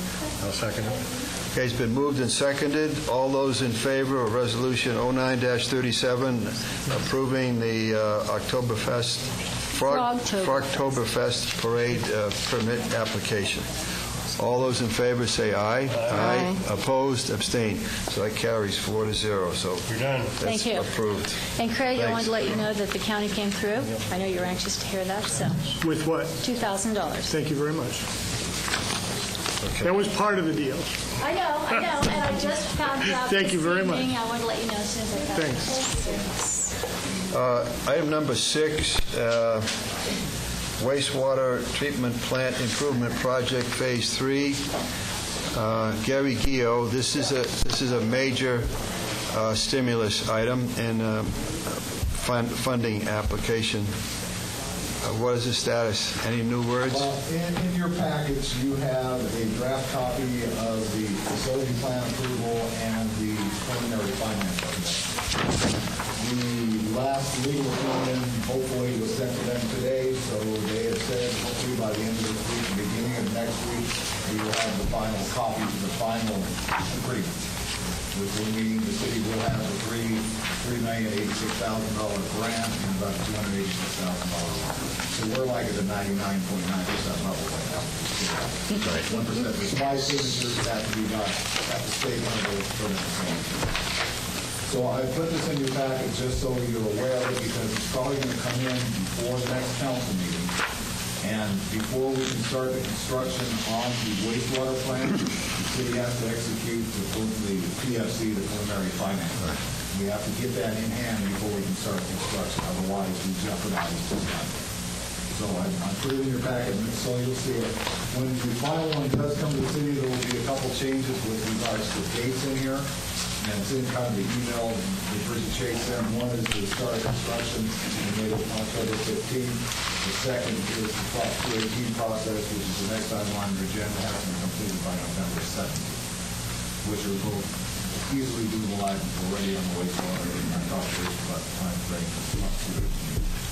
So I just want to make sure everybody understands in this financing, again, there are some limitations when you read through here. Number one, they do not pay for any change order work. Right. And the one that kind of caught me by surprise, I don't know how many of you read these, but you will not be allowed to reduce your wastewater rates without their approval in the future, because the loan repayment portion is based on your current rates. Now, in here, they talk about $1 million limit. We're nowhere near that, right, at 286. So there is some wiggle room in the future if the council wants to pull it back. You'll have to work with the state to get that approved in that process. And how long are those strings? I don't know what strings. The strings attached to that particular item? Like I said, it extends for the life of the agreement. So, you're talking a 20-year loan, so you wouldn't be able to do anything for that 20-year period without their approval and lowering the wastewater rate. Okay. Keep that in mind. And let's see. The loan rate isn't settled yet. It's going to be somewhere between 1% and 3%. I don't know if we've got that in the document, but 1% is if they give us stimulus funding as the loan. But if they run out of stimulus funding, then they will give us the loan through the normal state revolving fund, which is half the current bond rate, which would be 3%. So, there are a lot of, strings and caveats on this thing, but a $3 million grant, we're never going to find it. Okay, I got a question. In the next item having to do with the resolution of the Prop 218, it says we've got to have a 45-day advance notice. And to me, that means that we ought to be doing this tonight, so that we can finish everything by our first meeting in November, because 45 days from now is October 30th or 31st, and then on the first meeting in October, we complete it, and then we're within the time limit of November 7th. That won't work primarily because you have to send notices out to every single person in the city that's paying their wastewater rate. That's why I did the November 17th, because it gives you 60 days from today, which gives Melissa a week or two to get all those notices printed and mailed out, and then we'll start the 45-day period, and we would have a council meeting on the 17th to do the final hearing and be done. But that's, in discussions with Richard for timing, that's what we can't, decide. But don't we have to act in some way tonight? On your next agenda item is to get approval to start the Prop 218 process. Yeah, that's all. Yeah, I understand that. But is there anything that we have to do on this On agenda? these, I put it in here primarily for your information. Mary is already authorized to execute the agreement as soon as it comes in, because we're going to turn it around fast. I wanted to put it in here so you saw it, because like the last meeting I told you I didn't have the final numbers on the financing already. So the final numbers are in here on the financing, the conditions are in here, they shouldn't change anything when we get it, I'll review it real closely. So like I said, this is mainly an informational thing, so you see exactly where we're headed. Okay. And the lower rates would apply just to the loan? The 1%? Yeah. They wouldn't pull the $3 million grant? No, the $3 million grant is their period of principal for you. Okay, so it applies only to the loan. And then there is one other little catch I just wanted to mention real quickly. You'll notice in the conditions, again, there's a whole bunch of items regarding environmental work on the permits we had. So there are going to be some additional environmental costs, and we'll be having to hire consultants. So hopefully at the next meeting, I will be bringing you that after you adopt the other order. Okay. Any more caveats? Nothing I can do at this point. Good.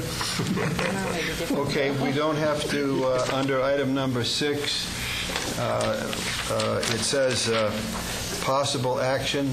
We don't need to take any action except to say that we review it and understand we're on a tight time schedule. November 17th could be met by the next prop. Okay, we'll move then to any public comment on that. Mr. Maneri says very important to ask for public comment. This is a big deal for the city, $3 million grant and $286,000 loan at 1% to 3% versus the USDA one. Okay, item number 7 is Prop 218 notice and protest procedure related to June 2006 wastewater user fee increase. That's something that happened in 2006. We still have to have some procedural thing. Richard Matranga is going to talk to us about that. Yes, Mayor, thank you. On August 17th, you adopted resolution, it was August 18th, resolution 09-35.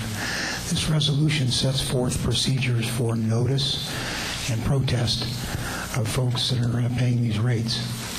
Now, in June of 2006, you adopted rates, and a rate increase, not you, but the council. In July of that same year, the Supreme Court came down with a decision that for the first time clearly indicated that they felt these rates are subject to the Proposition 218 notice procedure. As part of one of the long strings attached to this loan, the state has said, we want you to go back and follow the 218 procedure for notice.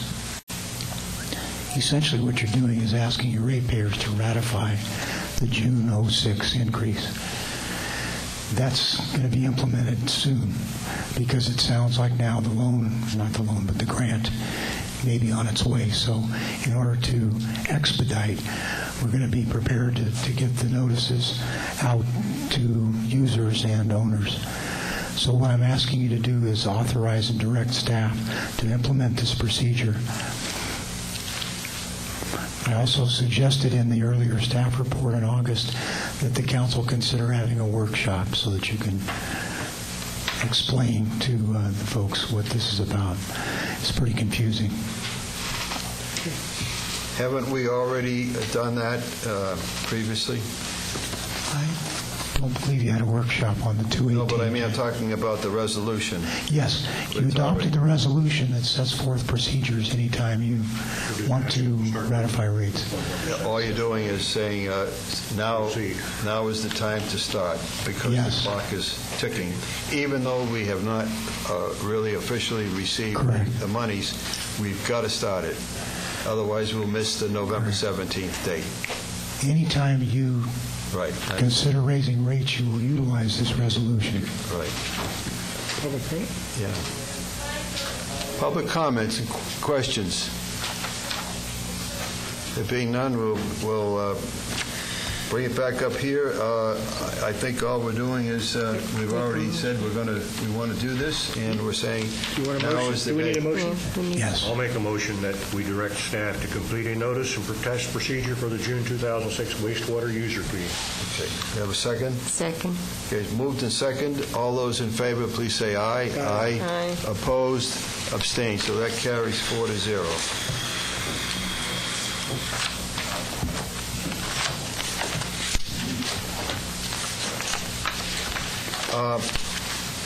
In the interest of time, we're at 9 o'clock. I would like to propose that we continue items number 8 and 9 to our next council meeting, because they're at least 8 is a long one. And, Well, I mean, we're loading up our next council meeting as it is. I mean, I think that 8 is quick, 9 is going to be extremely quick. Okay, if it's quick, okay, it's guaranteed quick, then okay. I don't guarantee. Okay. 8 should be quick.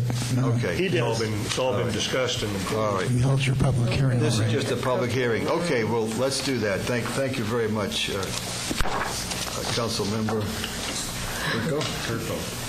Have open the public hearing. This is adopting ordinance number 438, amending chapter 3.30 of the Angels Camp Municipal Code. Richard Matranga is going to lead that. It's amending chapter 3-30. Right. If you remember, there was a rather spirited discussion, and you held your public hearing on this matter. Right. So what you're doing is bringing this back for final approval of the council. Okay, we'll open it up for public hearing. Any members of the public? There being none, we'll close public hearing and bring it up here. And at this point in time, on adopting this ordinance, do we need a motion to adopt? Yes. I move that we adopt ordinance number 438, amending Chapter 3-30 of the Angels Camp Municipal Code, purchase and bid procedure, engineering-related consultant services, and property disposal, introduced in August 18th of 2009. Second. Okay, it's been moved and second. All in favor, please say by saying vote by saying aye. Aye. Opposed? I know you were going to say all that other stuff. Yeah. Okay. And thank you very much for telling me don't go by that one. It's going to be quick. Okay, this is number 9 is mine. This is under the no-brainer category. What you're seeing on the slide is this came out of the Personnel Finance Committee meeting, and what you're seeing on the slide is the top community support enrichment groups that receive city monies. Obviously, the museum, Calaveras County Visitors Bureau, the BLT, ACPA, Fair Support, Fishing Tournament Library, and the Calaveras County Economic Summit. This is quite frankly what this is I asked this in the Personnel Finance Committee. I'm of the opinion that those top 4 categories report to the council and to the public once a quarter on what they're doing with city funds. To me, it's a no-brainer, but I guess maybe there may be some dissension. So I'll leave it at that. I think that it's important for the council and the public to know what's happening with their money, especially in these particular categories. So I'll rest the presentation and answer any questions. So again, I guess let me refrain. What I'm asking is that once a quarter they put it up on a slide and report what they've done, for that quarter with the monies they've been provided. Well, in the Personnel and Finance Committee, I wasn't completely sold on this. And my thinking on this is these people present a budget and bring it to us, and they have all their line items, what they're going to spend on, and in my opinion, I kind of think that when we go back to them every month or every quarter or every 6 months or whatever it is, says, what are you doing with our money? It's kind of like an act of mistrust or something along that line. That's my thinking on it. These are all people that are at all our meetings. They come to all of our events or whatever you want to call them. I don't think it's necessary. That's my opinion. Okay. Any more questions for Craig before we go Well, for public? maybe rather than coming and putting up on the screen there, they could do a quarterly report, just written, if you wanted something that shows what they've done with the fund. Yeah, let me respond. Or twice a year. Let me respond to that. What I want is not for me, because I'm at the committee meetings. I know what's happening. I want for these folks to understand what's happening with those particular entities. And it's just about accountability. It's not about distrust. I know. It's about accountability, and I think that the public has a right to know how you're spending $303,000 a year of their money. And if the public disagrees with me, then I guess it's then I guess I'm going to have to go back to my no-brainer category. But to me, it's a no-brainer. But okay, let's open up for a public comment. Steve DeFew, 576 Sasa. I think the request makes sense because there's been a trend in the last year and a half that this city is working very hard on accountability, which was not as transparent in the past. And you've started this sense of accountability and transparency, and I think it makes sense. If you're giving these folks this kind of money, well, why couldn't they come once every quarter and explain what they're doing with it? It'd be a shame for you to pick and choose when you're going to choose people to be accountable. Okay. And can I ask one thing about the library? Yeah. I was trying to find out what the status of the county was with the libraries. And they don't know yet. They don't know yet. And I'm going to come back to the council to see if we can get some more help for our library in this town, because it doesn't make sense for the future of this country that these kids can't have a library in this town. Yeah. Okay. Additional comments? Any comment from any of the groups that are up there with in initials or otherwise? Ann Forrest. 1545 Tryon Road. Forgot where I lived for a minute. I think I can speak on behalf of the museum, the brand leadership team, and ACPA that we have actually been trying to come to the council and tell you what we've been doing. We try to do it on a quarterly basis during public comment, and I don't think any of us has, I can speak for ACPA because I'm still on the board, we really don't have a problem with coming and telling you what we're doing, and I'm assuming you get the financials, and as we do too when they come in. So. Okay, thank you. Any other public comment? Okay, here's another.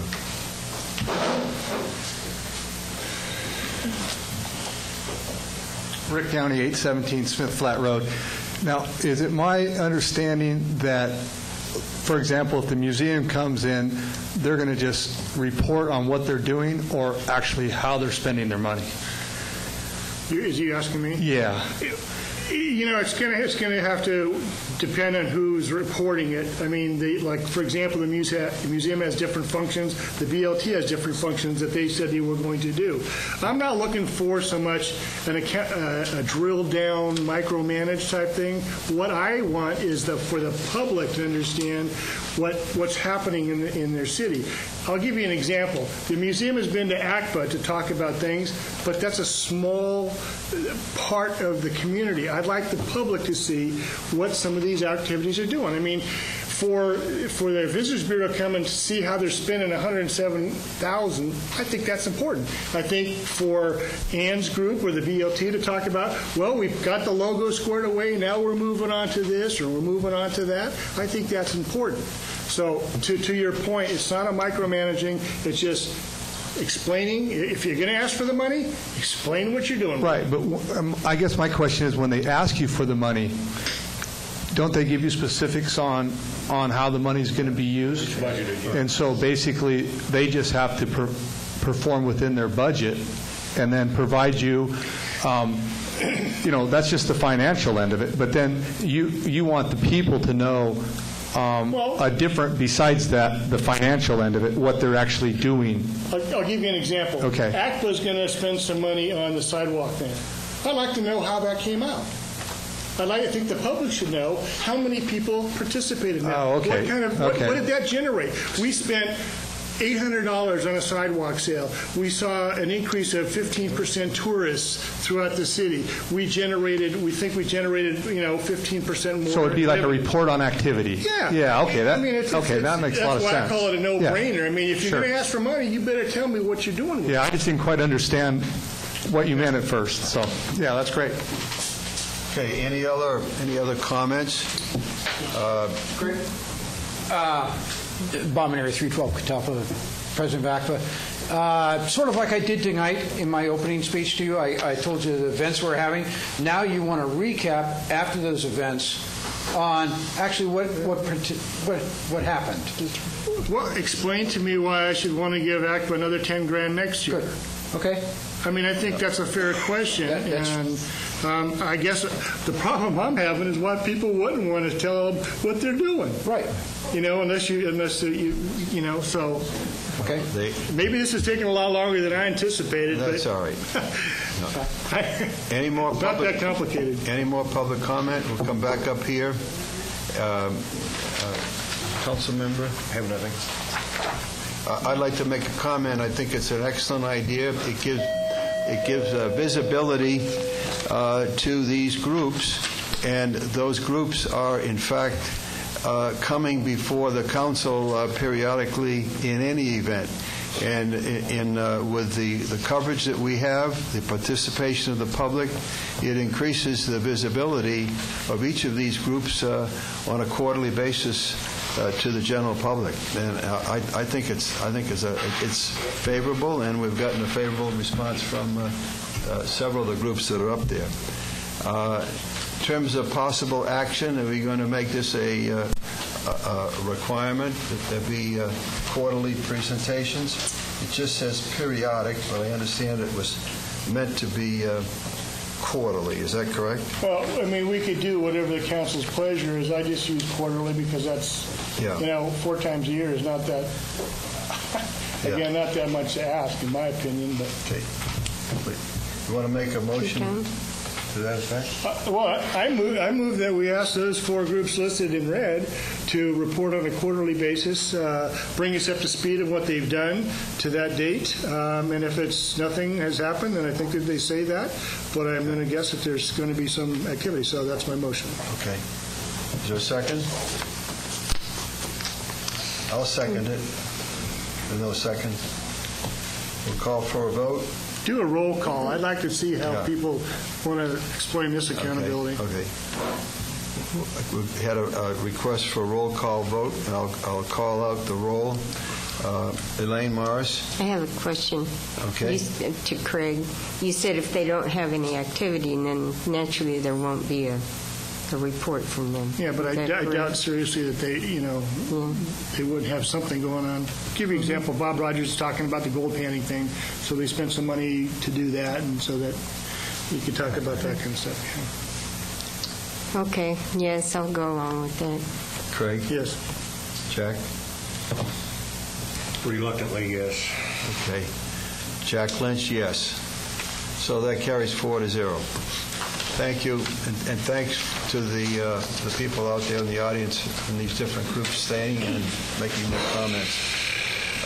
We move now to 11 and 12 and 13 because these are related, and we have to encompass all of them. Moving to, first of all, item number 11, establishing a cost per gallon for sewage treatment for fiscal year 2009-2010. That's been continued from the September 1st council meeting, and Melissa Ralston will make that presentation. That's item number 11. And incidentally, for the benefit of the public, this schedule, for example, that the council is looking at in our books is on our website. I think it's very important for the public to realize that. And this is new this year, so that here is a financial schedule. You're able to look at it at the same time the council members look at it, so that hopefully the public is fully advised and able to ask questions. Okay, Melissa, please. Okay, after the September meeting, it was determined that based on the O&M expenditures, the dry weather flows, the cost per gallon for sewage treatment that would affect the other institutions was approximately 23% of an increase. Council directed me to look at other possible financing situations to get this rate down from the 23%. So what I did was I came up with 3 potential adjustments. The first one, piggybacking off of the $800,000 that we are going to borrow from the water debt service account. If we borrowed $1.1 million, we could also fund the wastewater master plan and the SSMP. That would still leave $24,000 in that of a reserve in the water debt service account, which would remain there. We have a $75,000 debt service every year. We collect $75,000, so it nets out to zero. One of the other options was to add in the contingency for the water and wastewater. Those projects are done by Carol and Rick through the wastewater, water, and Public Works departments. Those items are normally capital improvement items that we fund. So the idea is to move the $55,000 from their respective budgets to a capital replacement fund instead of the O&M. So with those 3 items that I just spoke about, it reduces the O&M expenditures to just over $1.8 million. And carrying that down, it reduces the increase from 23% to 3%. Okay. One of the things that I want to bring up, too, in regard to the master plan and the SSMP is that we are borrowing, so we will have to pay that back. So I just wanted to state that. The second adjustment... But we're borrowing from ourselves. Correct. We're not borrowing outside. Correct. And we can call the length of the term, we can call the term, or the term is very low, and we can call the length. Yes. We dictate all of those. Okay, the second adjustment deals more with the allocation from the general administrative funds that are allocated between general fund, water, and wastewater. We've tried for a couple of years now to justify how much goes from general administration to water and wastewater, and we took a really hard look at it, and we decided that we could possibly move some of these, reallocate some of the expenses that are being charged to wastewater back to the general fund.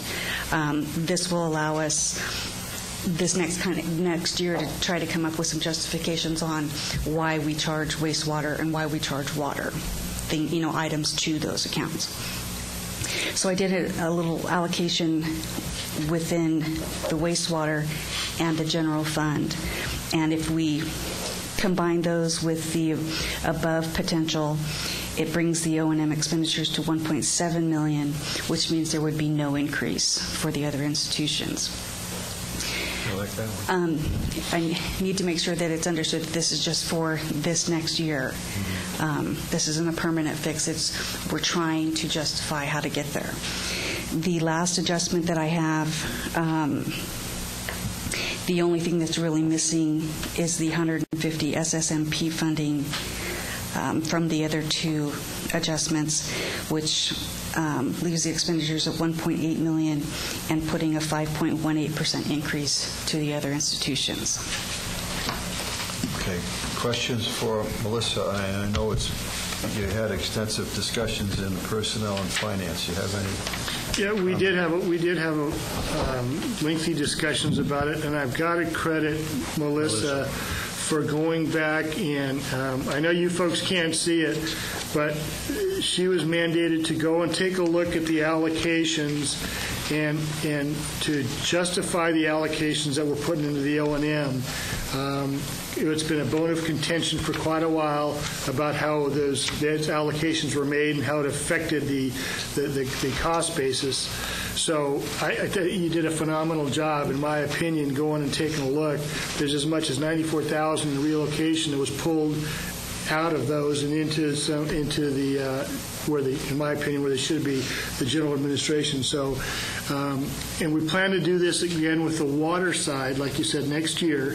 And the plan is to somehow come up with a way to memorialize these reallocations. So it's not just a 60-20-20, or it's just a justifiable allocation so that the ratepayers aren't impacted by improper allocation. So I got to say, you did a phenomenal job. And for us to be able to say, if the council pleases this and we choose this, that there's not going to be any increase to the businesses for this, I think that's significant.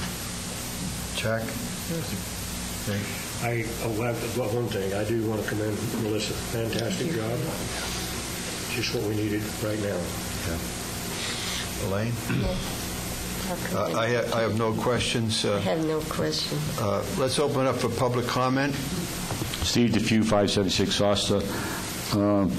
Melissa, are we still at around $300,000 for the wastewater master plan budget in that?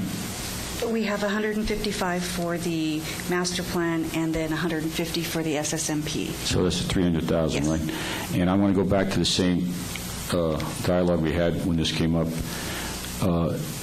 Does that wastewater master plan have to be that detailed? They're mandating us to do it. Does it have to be that detailed to spend that much money? Do we have to put 10 items on the master plan, or can we put one?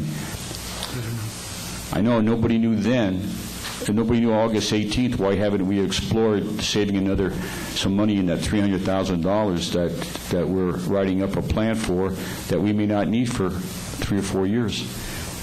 Isn't it worth researching? Who tells us that we have to have such an intricate plan to meet a budget of $300,000? Good point. Gary, is that engineering costs for the master plan? What's driving that? It's just a budget to do the master plan. I guess on a preliminary estimate I received from an outside engineering company to do the master plan. So is an estimate from an outside engineering firm to do the master plan agreement. And did we get several bids, or? I haven't gotten to that point because it's not a budget item and I'm not doing it. So once you do approve it, then yes, I have to follow the ordinance you adopted tonight, and then I will have to, depending on where it is, get one proposal or four. So we're getting an estimate without any details of the contents of what is going to be in the plan, what they're going to put in the plan? And there's no guidelines to see how far we have to comply to the goofballs in Sacramento to comply to this mandate? And we don't want to ask the question? I'm sure the engineering firm knows that. Then let them tell us. Okay, well, we have all these things on the facilities and infrastructure agenda to scrutinize, and I applaud you for making those comments. Why do we have to spend $150,000 on a wastewater master plan and then put it on the shelf? And now it does bring about a certain amount of discipline, but I think we need to be very, very cautious and scrutinize it and say, well, what actually do we have to add beyond what we already have? Now, early on, you heard the presentation by Tim McSorley talking about every 5 years coming up with a regional transportation plan for the county, and he said it's probably going to take all of the outside work project money. And I think the citizens have got to be a bit angry. Why do we have to be doing these things on that pace? And it's a lot of money. The question is, one of these days, we're going to have enough courage to take our own destiny back. And all I'm asking is, we talked about this before, I'm all respectfully asking that you guys care enough to find out how detailed, if we're being mandated to comply, are we complying way over what needs to be complied to, or can we put something simple? And we've already talked about this a month ago. I would like somebody to write it down and see if it's worth getting an answer for. Thanks. Thank you. Other public comments on the proposal before us? Being none, we'll bring it back up here, and I'll entertain a motion in terms of establishing a cost per gallon for fiscal year 2009-2010 from the presentation that Melissa gave to us. I move that we establish the cost per gallon for sewage treatment for fiscal year 09 and 10 as it is listed in potential adjustment B with zero increase for 08-09. That number is? 0.01364. Okay. Is there a second? I'll second it.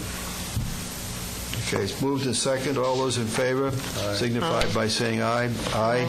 Opposed, abstained. So that is passed.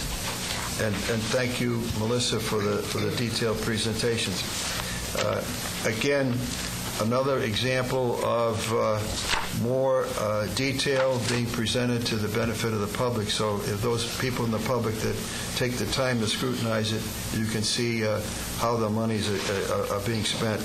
And to the benefit of our commercial business. These are restaurants, schools, all the businesses in our city are going to see no increase in their sewer rate this year versus what they're currently paying versus an initial 23% increase without the scrutiny and the work that's been done by the council. May I add to that?